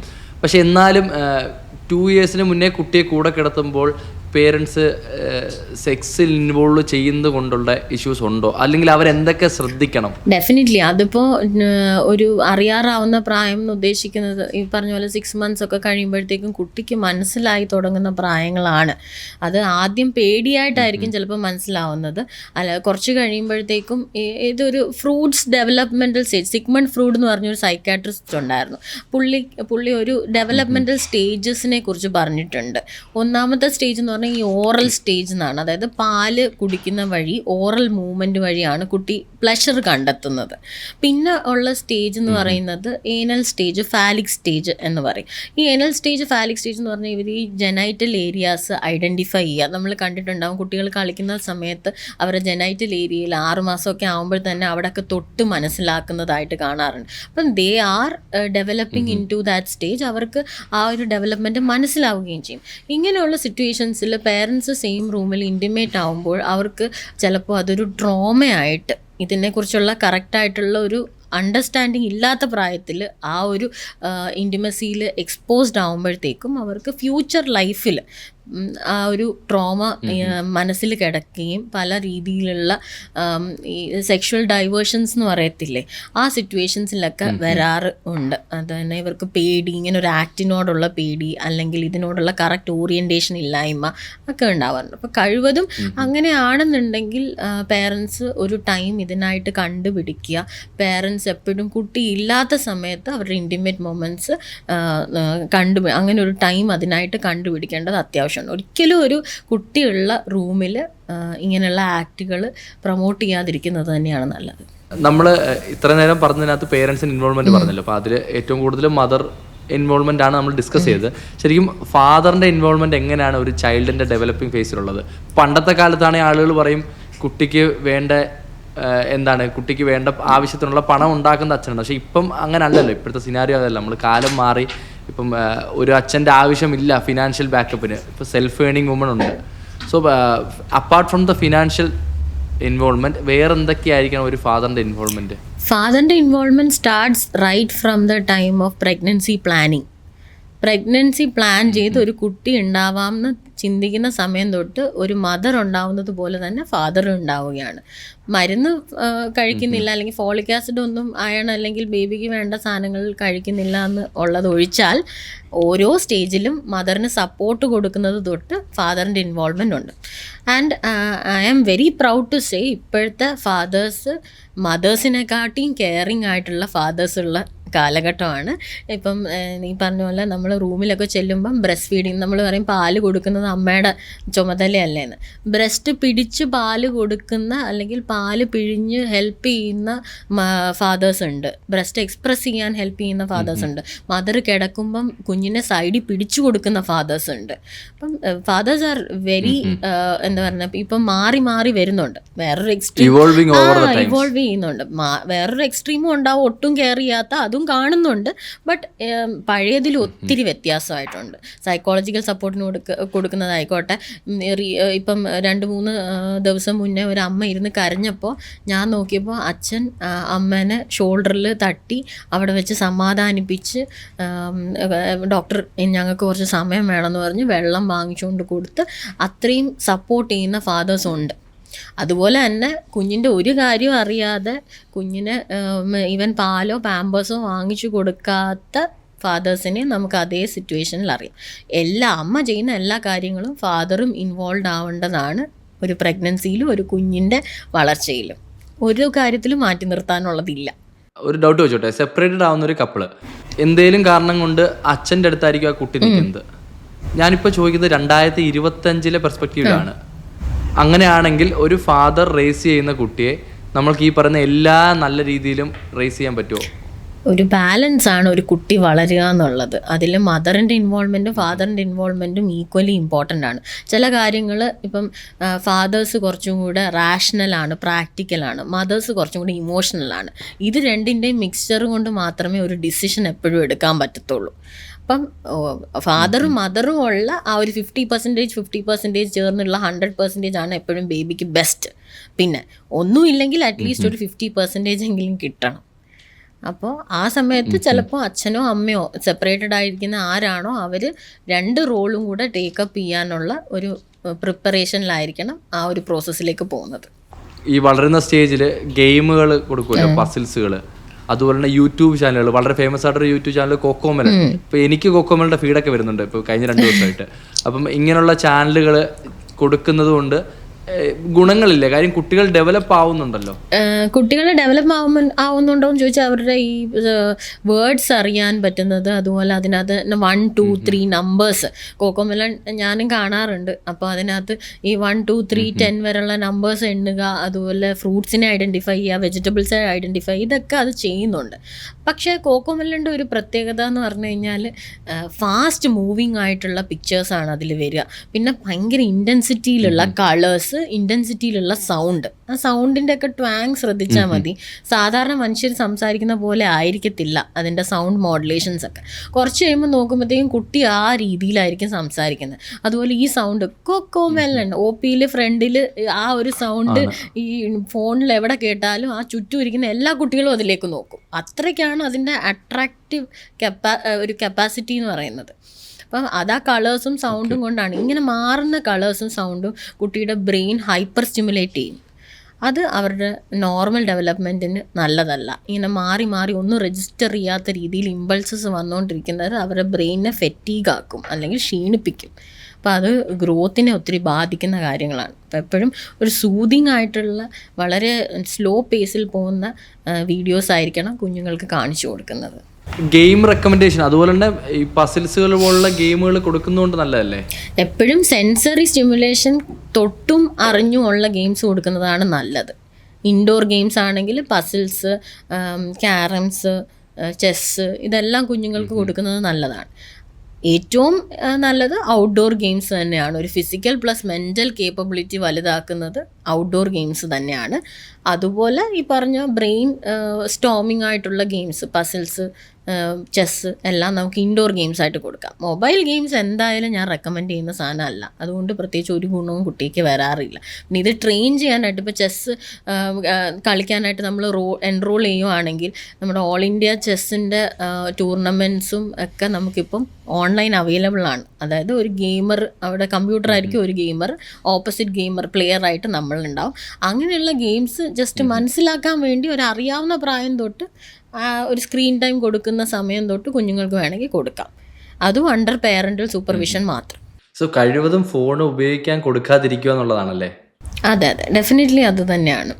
R parents really afraid of doctors? No not now. ഇപ്പം ഒരിക്കലും അല്ല. ഡോക്ടേഴ്സ് അവർ വളരെ ഫ്രണ്ട്ലി ആണ് ഡോക്ടേഴ്സിനോട്. ഇൻഫാക്റ്റ് ചിലപ്പം നമ്മളെ തിരുത്തിത്തരും, ചിലപ്പം നമ്മളെ വളരെ ഫ്രണ്ട്ലി ആയിട്ട് കരുതും. ഒട്ടും പേടിയില്ല, എനിക്ക് തോന്നുന്നില്ല. അങ്ങനെ ഒരു ഇറ കഴിഞ്ഞു എന്നാണ് എനിക്ക് തോന്നുന്നത്. ഡോക്ടേഴ്സിനെ ഇപ്പം ആർക്കും പേടിയില്ല. തിരിച്ചുണ്ടോ? Are doctors really scared of the parents? To a point yes. എന്നെ സംബന്ധിച്ചിടത്തോളം ആണ്. എല്ലാ പേരൻസിൻ്റെയും മാനസികാവസ്ഥ വേറെയാണ്, അവരുടെ ടോളറൻസ് ലെവൽ വേറെയാണ്. ചിലപ്പോൾ നമ്മൾ പറയുന്നത് അവരെങ്ങനെ എടുക്കുന്നു എന്നുള്ള. ഇപ്പം ചിലവരോട് നമ്മൾ പറയും ആൻറ്റിബയോട്ടിക്സ് ഇപ്പം വേണ്ട, ഒരു 3-4 ദിവസം കുട്ടിയുടെ പനി ഒന്ന് നോക്കട്ടെ. പനിക്കും ഒരു പനി വന്നാൽ എന്തായാലും ഒരു 48 to 72 hours നമ്മുടെ ഇമ്മ്യൂൺ റെസ്പോൺസ് ബൗണ്ട് ചെയ്യുന്നത് വരെ കുഞ്ഞിന് പനി ഉണ്ടാവും. പക്ഷെ അത് ടോളറേറ്റ് ചെയ്യാൻ ഇപ്പോഴത്തെ പേരൻസിന് പറ്റത്തില്ല. കാരണം രണ്ടുപേരും ജോലിക്ക് പോകുന്നവർ, അവരെ കുറ്റം പറഞ്ഞിട്ടും കാര്യമില്ല. ജോലിക്ക് പോകുന്ന സമയത്ത് രാത്രിയിൽ കിടന്ന് കുഞ്ഞ് ചുമയ്ക്കുന്നുണ്ടാവും, പനിക്കുന്നുണ്ടാവും, ഉറക്കം നഷ്ടപ്പെടും. പിറ്റേന്ന് രാവിലെ ഇവർക്ക് ജോലിക്ക് പോകണം. അപ്പം അവർക്ക് എങ്ങനെയെങ്കിലും ആ പനി ഒന്ന് സ്റ്റോപ്പ് ചെയ്യണമെന്നായിരിക്കും ആഗ്രഹം.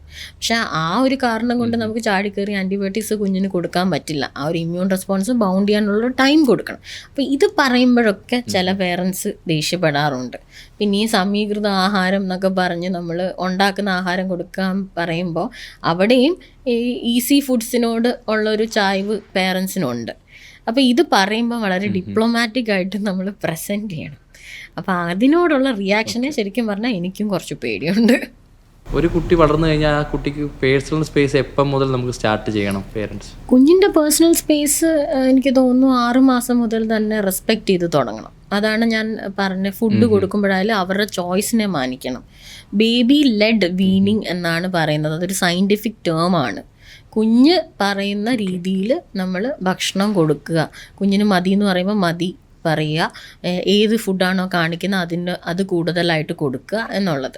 ആ സെയിം പേഴ്സണൽ സ്പേസ് നമ്മൾ കണ്ടിന്യൂ ചെയ്യുക. അതാത് പ്രായത്തിന് വേണ്ട ഒരു ഒരു ഫ്രീഡമും കൊടുക്കുക. പക്ഷേ അത് നമ്മളൊരു സൂപ്പർവൈസ്ഡ് ആയിട്ട് കൊടുക്കുക. ഇപ്പോൾ 1 വയസ്സുള്ള കുട്ടിക്ക് അത് വേണം അത് വേണ്ട എന്ന് പറയുകയാണെങ്കിൽ ആ വേണം എന്ന് പറഞ്ഞ കാര്യം എന്തിന് വേണം എന്ന് നമ്മളോട് അവർ ചോദിച്ച് ഒരു കമ്മ്യൂണിക്കേറ്റ് ചെയ്ത്, അല്ലെങ്കിൽ കൊടുക്കാൻ പാടില്ലാത്ത കാര്യമാണെങ്കിൽ ആ കാര്യത്തിൻ്റെ നിജസ്ഥിതി പറഞ്ഞു മനസ്സിലാക്കി. അതായത് ആ സാധനം ശരിയല്ല, അത് കൊള്ളത്തില്ല, അതല്ല കുട്ടിയുടെ ബിഹേവിയറിനെ അല്ല നമ്മൾ കുറ്റപ്പെടുത്തേണ്ട, പകരം ആ സാധനത്തിൻ്റെ ഒരു ക്വാളിറ്റീസ് പറഞ്ഞ് മനസ്സിലാക്കി അവർക്ക് പറഞ്ഞ് കൊടുത്തുകൊണ്ട് അവരെ ചോയ്സിലേക്ക് നയിക്കുക. അതാണ് വേണ്ടത്. ഇപ്പോൾ ഒരു കുട്ടി ഉണ്ടായിക്കഴിഞ്ഞാൽ കുറേ കൾച്ചറൽ റിച്വൽസ് ഉണ്ട് നമ്മുടെ ഇന്ത്യയിൽ. ഈ കൾച്ചറൽ റിച്വൽസ് കൊണ്ട് കുട്ടികൾക്ക് ഉണ്ടാവാവുന്ന ഇഷ്യൂസ് അതെന്തൊക്കെയാണ് എക്സ്പീരിയൻസ് ചെയ്തിട്ടുള്ളത്? ഒന്ന്, നമ്മൾ ഈ ജനിച്ചു കഴിഞ്ഞാൽ ഉടനെ വെള്ളം കൊടുക്കുക, തേനും വയമ്പും കൂടെ അരച്ചു കൊടുക്കുക. ഇതെല്ലാം കുഞ്ഞുങ്ങളിൽ കാണുന്ന ഒരു കാര്യമാണ്. പേരൻസ് വന്നിട്ട് പറയും വായിൽ ഒരമരുന്ന് അരച്ചു കൊടുക്കണം, തേൻ അരച്ചു കൊടുക്കണം എന്നൊക്കെ. ഈ 1 വയസ്സിന് താഴെയുള്ള കുട്ടികൾക്ക് തേന്, സ്വർണ്ണം, ഈ സാധനങ്ങളൊക്കെ അരച്ചു കൊടുത്തു കഴിഞ്ഞാൽ കുഞ്ഞുങ്ങൾക്ക് ബോട്ടുലിനം ടോക്സിൻ എന്ന് പറഞ്ഞൊരു ഇൻഫെക്ഷൻ വരാൻ സാധ്യതയുണ്ട്. വയറിൽ വരുന്നൊരു ഇൻഫെക്ഷനാണ് അത്. പിന്നെ സെപ്സിസ് ആയി ബ്ലഡിലേക്ക് കയറി കുഞ്ഞിന് മരണം വരെ സംഭവിച്ചേക്കാം. ഈ പ്രാക്ടീസസ് കഴിവതും അവോയ്ഡ് ചെയ്യുക. പാലല്ലാതെ ഒരു സാധനവും 6 മാസം വരെ കുഞ്ഞിന് കൊടുക്കാൻ പാടില്ല. അതിപ്പോൾ വെള്ളമായിക്കോട്ടെ, സ്വർണ്ണം ആയിക്കോട്ടെ, വയമ്പായിക്കോട്ടെ, ഒരു സാധനവും കുഞ്ഞിന് അരച്ചു കൊടുക്കാതിരിക്കുക. അതൊക്കെ കൾച്ചറൽ പ്രാക്ടീസസ് ഔട്ട്ഡേറ്റഡ് ആയി. ഇനി അത് ചെയ്യാൻ പാടില്ല. പണ്ട് ചെയ്യുമായിരുന്നു, ഈ ചാണകം നമ്മളുടെ പുക്കിളിൽ ഉണങ്ങാൻ വേണ്ടിയിട്ട് വെക്കുമായിരുന്നു. അത് ടെറ്റനസ് എന്ന് പറഞ്ഞ അസുഖം കണ്ടുപിടിച്ചതോടെ അതിൻ്റെ സോഴ്സ് ടെറ്റനസ് ആണ്, ചാണകമാണ് ഈ ടെറ്റനസ് എന്ന് പറഞ്ഞ അസുഖത്തിൻ്റെ സോഴ്സ് എന്ന് കണ്ടുപിടിച്ചതോടെ ആ ഒരു പ്രാക്ടീസ് സ്റ്റോപ്പ് ചെയ്യും. അതുപോലെ ബൈ ആൻഡ് ബൈ ഇങ്ങനത്തെയുള്ള പ്രാക്ടീസസ് എല്ലാം തന്നെ സ്റ്റോപ്പ് ചെയ്യേണ്ടതാണ്. ഇപ്പോൾ കേരളത്തിലല്ലെങ്കിലും മറ്റ് പല സംസ്ഥാനങ്ങളിലും അല്ലെങ്കിൽ ഇന്ത്യയിലെ പലയിടത്തും വളരെ പ്രാകൃതമായ റിച്വൽസ് ഇപ്പോഴും നടക്കുന്ന സ്ഥലങ്ങളുണ്ട്. ഈ വളരെ റീസെൻ്റായിട്ട് ഞാൻ കണ്ട ഒരു വീഡിയോ എന്ന് പറഞ്ഞാൽ കുട്ടിയുടെ നെഞ്ചത്ത് ചവിട്ടിക്കൊണ്ട് പോവുക, വളരെ ഉയരം കൂടിയ സ്ഥലത്ത് നിന്ന് കുട്ടിയെ താഴോട്ടിടുക, അപ്പം 4 പേര് നിന്ന് ബെഡ്ഷീറ്റിൽ ആ കുട്ടിയെ പിടിക്കുന്നു. അങ്ങനെയൊക്കെയുള്ള പല പ്രാകൃതമായ കാട്ടുരീതികളും അല്ലെങ്കിൽ വളരെ പ്രാകൃതമായ രീതികൾ ഇപ്പോഴും ഇന്ത്യയിൽ പലയിടത്തും നടക്കുന്നുണ്ട്. അങ്ങനെ വെച്ച് നോക്കുമ്പോൾ കുട്ടികൾക്ക് ജനിക്കാൻ വളരെ സുരക്ഷിതമായൊരു സ്ഥലമാണോ ഇന്ത്യ? ഞാൻ ഉദ്ദേശിക്കുന്നത് ഹെൽത്ത് പരമായിട്ടുള്ള ആസ്പെക്റ്റ് മെഡിക്കൽ കണ്ടീഷൻസ് വെച്ചിട്ടല്ല, ഈ റിച്വൽസിൻ്റെ ബേസിലാണ്. ഡെഫിനറ്റ്ലി അങ്ങനെ പേടിപ്പെടുത്തുന്ന പല റിച്വൽസും ഉണ്ട്. ഈവൻ ഞാനും കണ്ടിട്ടുണ്ട് നോർത്ത് ഇന്ത്യയിലൊക്കെ കുറച്ച് ഈ പറഞ്ഞതുപോലെ റിച്വൽസ് ഒട്ടുമേ ഒരു സയൻറ്റിഫിക് ബേസിസും ഇല്ല. അതുമാത്രമല്ല കൂടുതൽ അപകടങ്ങൾ ഉണ്ടാക്കുന്ന റിച്വൽസ് ആയിട്ട് കാണപ്പെടാൻ. കേരളത്തിൽ ഒട്ടുമേ ഇല്ല എന്നും പറയാൻ പറ്റത്തില്ല. കാരണം ഗരുഡൻ തൂക്കം എന്നൊക്കെ പറഞ്ഞിട്ട് നടത്തുന്ന റിച്വൽസ് ഉണ്ടല്ലോ. ഞാൻ കഴിഞ്ഞ വർഷം തോന്നുന്നു ഇതുപോലെ ഏതോ ഒരു സ്ഥലത്ത് ഗരുഡൻ തൂക്കത്തിന് കുഞ്ഞിനെ 8 മാസം പ്രായമുള്ള കുഞ്ഞിനെ അമ്മ കയ്യിലെടുത്ത് ഈ തൂക്കുന്ന ആള് എടുത്തു പൊക്കുകയാണ് ചെയ്തത്. എടുത്തു പൊക്കിയിട്ട് ആ കുട്ടി കയ്യിൽ നിന്ന് സ്ലിപ്പായി താഴെ വീണു. അപ്പം അങ്ങനെയുള്ള പ്രാക്ടീസസ് കുറച്ചും കൂടെ ലോജിക്കലായിട്ട് ചിന്തിച്ച് അങ്ങനെ അവർക്കൊരു ഡേഞ്ചർ ഉണ്ടാക്കുന്ന ഒരു തരം പ്രാക്ടീസസ് നമ്മൾ പ്രൊമോട്ട് ചെയ്യാൻ പാടില്ല. അങ്ങനെയൊക്കെ വെച്ച് നോക്കിയാൽ ഇപ്പോഴത്തെ കൾച്ചറൽ പ്രാക്ടീസസിൽ കുഞ്ഞുങ്ങൾക്ക് അത്ര സേഫായ സ്ഥലമല്ല ഇന്ത്യ ഒട്ടാകെ. പേരൻസ് CPR സർട്ടിഫൈഡ് ആയിരിക്കണമെന്ന് നിർബന്ധമുണ്ടോ? അത് വളരെ നല്ലൊരു തീരുമാനമായിരിക്കില്ലേ? എല്ലാവരും BLS സർട്ടിഫൈഡ് ആയിരിക്കണം. പേരൻസും എല്ലാവരും ഒരു ബേസിക് ലൈഫ് സപ്പോർട്ട് എല്ലാവരും അറിഞ്ഞിരിക്കേണ്ട കാര്യം തന്നെയാണ്. കാര്യം കുട്ടികൾക്ക് അങ്ങനെ CPR കൊടുക്കേണ്ട ഇഷ്യൂസ് വളരെ കൂടുന്നുണ്ടോ? അത് എപ്പോൾ വേണമെങ്കിലും വരാം. കുട്ടികൾ നമ്മുടെ കുട്ടി അല്ലെങ്കിലും വേറെ ഏതെങ്കിലും ഒരു കുട്ടി വഴിയിൽ ചോക്ക് ചെയ്യുന്ന, റീസെൻ്റ്ലി ബബിൾ ഗം കുടുങ്ങിയ ഒരു കുട്ടീനെ കുറച്ച് യൂത്ത് എല്ലാം കൂടെ ചേർന്ന് രക്ഷപ്പെടുത്തിയത് ഒരു വലിയ വാർത്തയായിരുന്നു. അപ്പം നമുക്കല്ലെങ്കിൽ തൊട്ടടുത്ത കുട്ടിയെ രക്ഷിക്കാൻ നമുക്ക് ആ ഒരു സ്കില്ല് ഹെൽപ്പ് ചെയ്യും. കുറച്ച് റാപ്പിഡ് ഫയറുമായിട്ട് ഇത് വൈൻഡ് അപ്പ് ചെയ്യാം. ഓക്കെ. ഫസ്റ്റ് ക്വസ്റ്റ്യൻ എന്ന് പറഞ്ഞാൽ കുട്ടി തൊണ്ടയിൽ എന്തെങ്കിലും കുടുങ്ങിയാൽ എന്ത് ചെയ്യണം? നമ്മളതിന് ചോക്കിങ്ങിനുള്ള മന്യൂവർ ഉണ്ട്. ആ മന്യൂവർ വെച്ച് ഒന്ന് എയർവേ കറക്റ്റ് ആക്കണം. തുറന്ന് പിടിച്ച് വായിൽ നിന്ന് ആ സാധനം വിസിബിൾ ആണെങ്കിൽ അത് കൈകൊണ്ട് എടുക്കുക. അല്ല താഴോട്ടേക്ക് ഇറങ്ങി പോയിട്ടുണ്ടെങ്കിൽ കുഞ്ഞിനെ ഈ ത്രസ്റ്റ് ചെയ്യുക. ബാക്കിൽ ഇടിക്കുന്നത് പോലെ 5 മോഷൻ ത്രസ്റ്റ് ചെയ്ത ശേഷം ആ സാധനം പുറത്തേക്ക് കൊണ്ടുവരാൻ നോക്കുക. കുട്ടികൾക്ക് കൊടുക്കാൻ പറ്റുന്ന കുറച്ച് ഫൺ ആക്ടിവിറ്റീസ് എന്തൊക്കെയായിരിക്കും? എപ്പോഴും ഫിസിക്കൽ ആക്ടിവിറ്റീസ് ആണ് ഫൺ ആക്ടിവിറ്റീസ് ആയിട്ട് വരുന്നത്. അവരുടെ എല്ലാം ഒരുമിച്ച് വർക്ക് ചെയ്യുന്ന ബ്രെയിനും അതുപോലെ തന്നെ അവരുടെ മസിൽസും വർക്ക് ചെയ്യുന്ന എല്ലാ ആക്ടിവിറ്റീസും കൊടുക്കാം. ഈ കോക്കോ പോലത്തെ ഗെയിംസ്, അതുപോലെ നമുക്ക് പുറത്ത് കളിക്കാൻ പറ്റുന്ന ബോൾ പാസിങ്, ആ പാസ് ചെയ്യുന്ന ബോൾ കറക്റ്റായിട്ടൊരു പ്ലേസിൽ ഡോട്ട് ചെയ്ത് ഇടുക, ഇങ്ങനത്തെ ഉള്ള ഗെയിംസ് നമ്മൾ സാധാരണ PT പീരിയഡ്സിന് കൊടുക്കത്തില്ലേ, അങ്ങനെയുള്ള ഗെയിംസ് എല്ലാം കുട്ടികളുടെ ഡെവലപ്മെൻറ്റിന് ഹെൽപ്പ് ചെയ്യും. ഒരു കുട്ടി കരച്ചിൽ നിർത്താതിരുന്നാൽ എന്താ ചെയ്യണ്ടേ? ഇൻസസെൻറ്റ് ക്രൈ അതൊരു വലിയ ടോപ്പിക്കാണ്. പക്ഷേ എന്നാലും മെയിൻ കുറച്ച് റീസൺസ് ഉണ്ട്. ഇപ്പോൾ ഒരു 6 മാസത്തിന് താഴെയുള്ള കുട്ടികളാണെങ്കിൽ കുറച്ച് റീസൺസ് എന്ന് പറഞ്ഞു കഴിഞ്ഞാൽ 1 കോളിക് ഗ്യാസാണ്, 2 നമ്മളുടെ ചെവി വേദന, 3 എവിടെയെങ്കിലും ട്രോമ, എവിടെയെങ്കിലും നമ്മൾ കുഞ്ഞിനെ എടുക്കുന്ന വഴി ആയിക്കോട്ടെ അല്ലാതെയോ കുഞ്ഞിന് മുറിവുകളോ ചതവുകളോ പറ്റിയിട്ടുണ്ടെങ്കിൽ, 4 ബൈറ്റ്, എന്തെങ്കിലും അൺനോൺ ആയിട്ടുള്ള ഇൻസെക്ട്സ് വല്ലതും ബൈറ്റ് ചെയ്യുന്നതാണെങ്കിൽ കുഞ്ഞിന് സ്റ്റാർട്ടിങ് ഓഫ് ഫീവർ. ഇതൊക്കെയാണ് കോമൺ ആയിട്ടുള്ള ക്രൈയുടെ റീസൺസ്. ആൺകുട്ടികൾക്കും പെൺകുട്ടികൾക്കും സെപ്പറേറ്റ് ആയിട്ട് ടോയ്സ്, അതായത് 2 ജെൻഡറിനും 2 സെപ്പറേറ്റ് ടോയ്സ് ആണ് എന്നുള്ളത് കേട്ടിട്ടുണ്ട്, ശരിയാണോ? അല്ല, ജെൻഡർ സ്പെസിഫിക് അല്ല, ഏജ് സ്പെസിഫിക് ആണ് ടോയ്സ്. ഓരോ ഏജിന് വേണ്ട അപ്രോപ്രിയേറ്റ് ആയിട്ടുള്ള ടോയ്സ് ചൂസ് ചെയ്യുക. ജെൻഡർ അവർക്ക് ഒരു ഓറിയൻറ്റേഷൻ വരുന്ന സമയത്ത് അവർ തന്നെത്താനെ അവർ അങ്ങനെയുള്ള ഇൻക്ലിനേഷൻസ് ഉണ്ടായിക്കോളും. എപ്പോഴും ടോയ്സ് സെലക്ട് ചെയ്യുമ്പോൾ ആ കുട്ടിയുടെ വയസ്സിനും ഡെവലപ്മെൻറ്റിനും പറ്റിയ ടോയ്സ് സെലക്ട് ചെയ്യുക. ടോയ്സ് കൊടുക്കേണ്ടത് ജെൻഡർ നോക്കിയല്ല, ഏജ് വൈസ് ആണെന്ന് പറഞ്ഞല്ലോ. അപ്പോൾ ഏത് പ്രായം എത്തുമ്പോഴായിരിക്കും ഒരു കുട്ടി ആ സ്വന്തം വ്യക്തിത്വം അല്ലെങ്കിൽ ജെൻഡർ മനസ്സിലാക്കുന്നത്? ആദ്യമായിട്ട് ഈ സെക്ഷൽ ഓർഗൻസ് മനസ്സിലാക്കുന്നത് കുട്ടിയുടെ ഫാലിക് സ്റ്റേജ് എന്ന് പറഞ്ഞ സ്റ്റേജിലാണ്. ഒരു 6 മാസം മുതൽ 1 വയസ്സ് വരെയുള്ള സ്റ്റേജിൽ കുട്ടി തന്നെ അവരുടെ പ്രൈവറ്റ് ഓർഗൻസ് എന്തൊക്കെയാണ്, പ്രൈവറ്റ് പാർട്സ് എന്തൊക്കെയാണെന്നുള്ളത് മനസ്സിലാക്കും. നെക്സ്റ്റ് അതിൻ്റെ ഒരു എക്സ്റ്റൻഷൻ വരുന്ന സ്റ്റേജ്, അത് ജെൻഡർ സ്റ്റേജ് വരുന്നത് അവരുടെ അഡോളസൻസിലാണ്. അവിടെ ഹോർമോൺസ്, ഫീമെയിൽ ഹോർമോൺസ് കൂടി നിൽക്കുന്നവർ ഫീമെയിൽ ആയിട്ട് ഐഡൻറ്റിഫൈ ചെയ്യും. മെയിൽ ഹോർമോൺസ് ആയ ടെസ്റ്റോസ്റ്ററോൺ കൂടി നിൽക്കുന്നവർ അത് മെയിലായിട്ടും ഐഡന്റിഫൈ ചെയ്യും. How to perform a CPR in baby? ഒരു ന്യൂ ബോൺ പീരീഡിൽ ആണെന്നുണ്ടെങ്കിൽ കുഞ്ഞിന് CPR കൊടുക്കേണ്ടത് കുഞ്ഞിൻ്റെ ഹാർട്ട് റേറ്റ് 60-ന് താഴെ വരുമ്പോഴാണ്. ആ സമയത്ത് നമ്മൾ എയർവേ മെയിൻറ്റെയിൻ ചെയ്യാനുള്ള എല്ലാ കാര്യങ്ങളും ചെയ്തിട്ടുണ്ടെങ്കിൽ, അതായത് ബ്രീത്തിങ്ങും കുഞ്ഞിൻ്റെ വായും എയർ പോകുന്ന ഏരിയയും സേഫ് ആണെന്ന് ഉറപ്പ് വരുത്തിയിട്ടുണ്ടെങ്കിൽ പലപ്പോഴും ഈ ഒരു ഹാർട്ട് റേറ്റ് തന്നെ ഇമ്പ്രൂവ് ചെയ്യും. പ്രഷർ വെന്റിലേഷൻ കൊടുക്കുമ്പോൾ, പ്രഷർ വെന്റിലേഷൻ കൊടുത്തിട്ടും കുട്ടിയുടെ ഹാർട്ട് റേറ്റ് 60-ന് താഴെയാണ് നിൽക്കുന്നതെങ്കിൽ നമ്മൾ CPR ഇനിഷ്യേറ്റ് ചെയ്യും.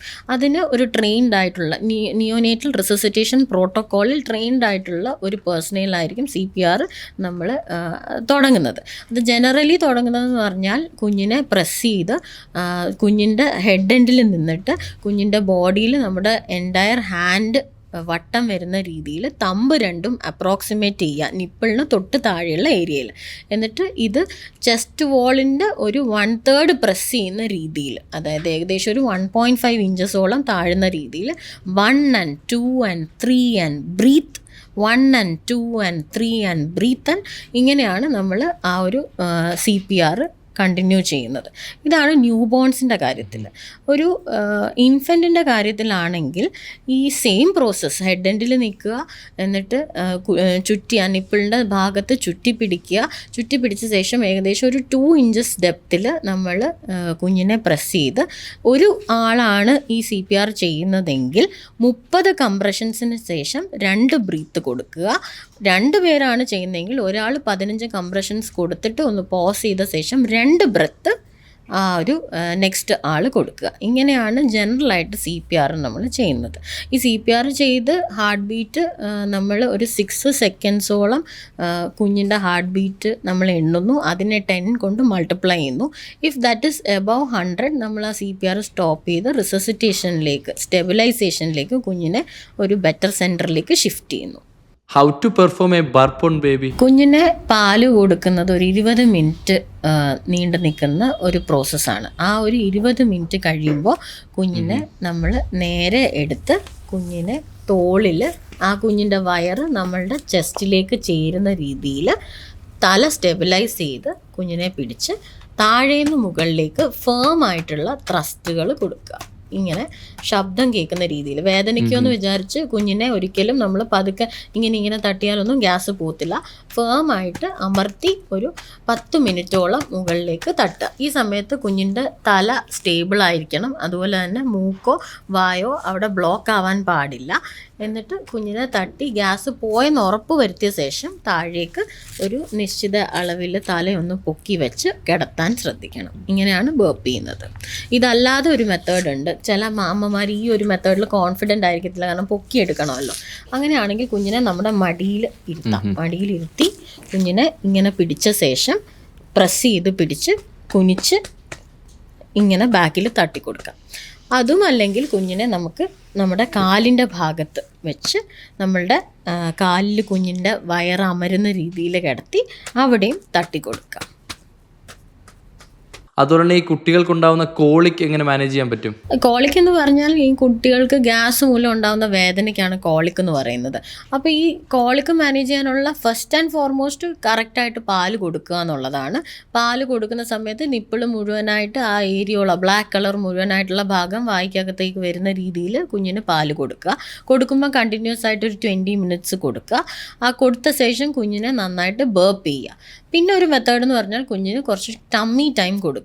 അത് കുഞ്ഞിനെ കിടത്തുന്ന സമയത്ത് ടമ്മി വയറിൻ്റെ ഭാഗം ഒരു തലാണയിലോ അല്ലെങ്കിൽ മെത്തയിലോ അമരുന്ന രീതിയിൽ തല ഒരു സൈഡിലേക്ക് ചരിച്ച് കുഞ്ഞിൻ്റെ വയറ് താഴെ വരുന്ന രീതിയിൽ പ്രസ് ചെയ്ത് കുഞ്ഞിനെ കിടത്താം. ഇത് തറയിൽ നമ്മുടെ മെത്തയിൽ കിടത്താം, അല്ലാന്നുണ്ടെങ്കിൽ നമ്മുടെ 2 ബ്രസ്റ്റിൻ്റെ ഇടയ്ക്ക് നെഞ്ചിൽ കിടത്താവുന്നതാണ്. വേറൊരു മെത്തേഡ് എന്ന് പറഞ്ഞു കഴിഞ്ഞാൽ ആ ഗ്യാസ് നിറഞ്ഞിരിക്കുന്ന വയറിൻ്റെ സമയത്ത് കുഞ്ഞിന് സൈക്ലിംഗ് മെത്തേഡ്സ് വെച്ചിട്ട് കാല് ഒരു ഇങ്ങനെ സൈക്കിൾ ചവിട്ടുന്ന മോഷനിൽ അനക്കി കൊടുക്കാം. ഇതെല്ലാം ഗ്യാസ് റിലീവ് ചെയ്യാൻ ഹെൽപ്പ് ചെയ്യുന്ന മെത്തേഡ്സ് ആണ്. കുട്ടികൾക്ക് CPR കൊടുക്കുമ്പോൾ നമ്മൾ ശ്രദ്ധിക്കേണ്ട കാര്യം അഡൽറ്റിന് കൊടുക്കുന്ന CPR അല്ലല്ലോ കുട്ടികൾക്ക് കൊടുക്കേണ്ടത്. So can you please demonstrate how a CPR is applied on? Definitely. CPR in newborns വ്യത്യാസമാണ്, CPR ഇൻ ഇൻഫൻസ് വ്യത്യാസമാണ്. ഇൻഫൻസിൽ തന്നെ 2 പേരുണ്ടെങ്കിൽ CPR വ്യത്യാസമാണ്, ഒരാളുണ്ടെങ്കിൽ CPR വ്യത്യാസമാണ്. എന്തായാലും അതൊരു ജനറൽ രീതിയിൽ ഞാൻ കാണിച്ചു തരാം. അതുപോലെ തന്നെ വാട്ട് ആർ ദ വാക്സിൻസ് കുട്ടികൾക്ക് കൊടുക്കേണ്ടത്? കുട്ടികൾക്ക് കൊടുക്കേണ്ട വാക്സിൻസ് ബ്രോഡ്ലി നമ്മൾ 2 ഷെഡ്യൂളായിട്ടാണ് മാറ്റിയിരിക്കുന്നത്. ഒന്ന് നാഷണൽ ഇമ്മ്യൂണൈസേഷൻ ഷെഡ്യൂൾ, അത് നമ്മുടെ മിനിമം ആയിട്ടുള്ള ഇമ്പോർട്ടൻറ്റ് ഡിസീസസിന് ഗവൺമെൻറ് വക കിട്ടുന്ന ഫ്രീ ആയിട്ടുള്ള വാക്സിനേഷൻസ് ആണ് ഈ നാഷണൽ ഇമ്മ്യൂണൈസേഷൻ ഷെഡ്യൂളിൽ ഉൾപ്പെടുത്തിയിട്ടുള്ളത്.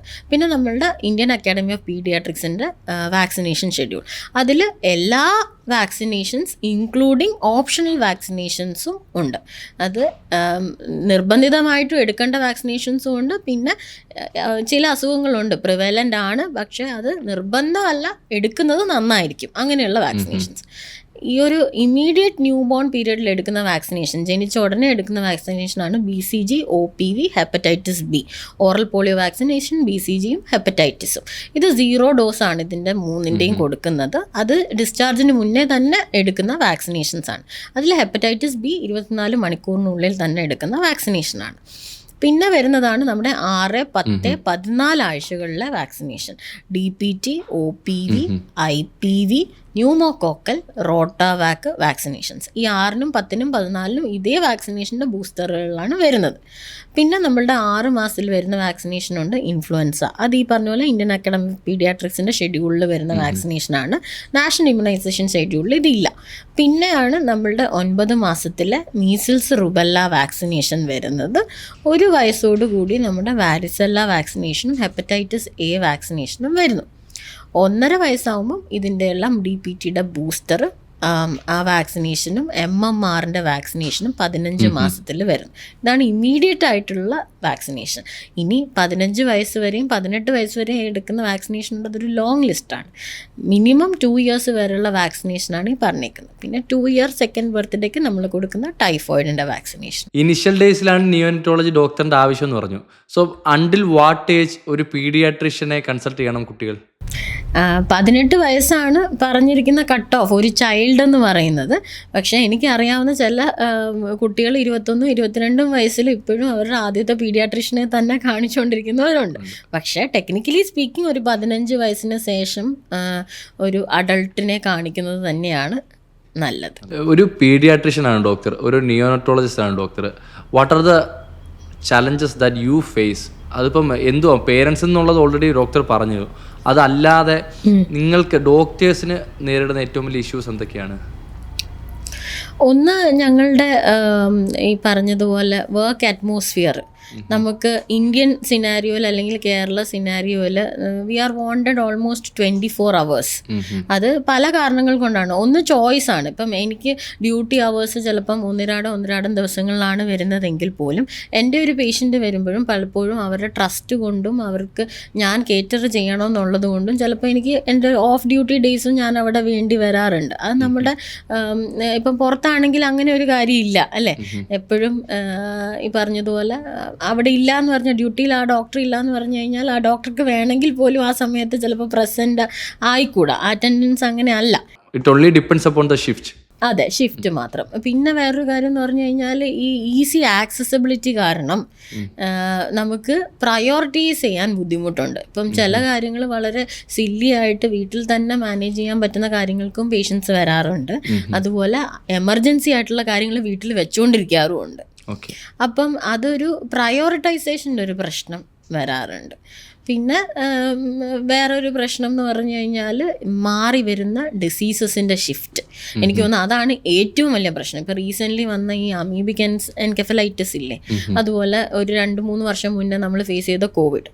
അപ്പം ഒരു കണ്ടിന്യൂഡ് എഡ്യൂക്കേഷൻ, നമ്മൾ ഈ മെഡിക്കൽ ഫീൽഡിൽ ഒരു സൂപ്പർ സ്പെഷ്യാലിറ്റി ചെയ്താൽ പോലും കണ്ടിന്യൂസ് ആയിട്ട് നമ്മൾ വായിച്ചുകൊണ്ടിരിക്കണം ദിവസവും. ബിക്കോസ് ഡിസീസസിൻ്റെ ട്രെൻഡ് ചേഞ്ച് ചെയ്തുകൊണ്ടിരിക്കുകയാണ്. അതാണ് എനിക്ക് തോന്നുന്നത് ഏറ്റവും വലിയ ചലഞ്ച്.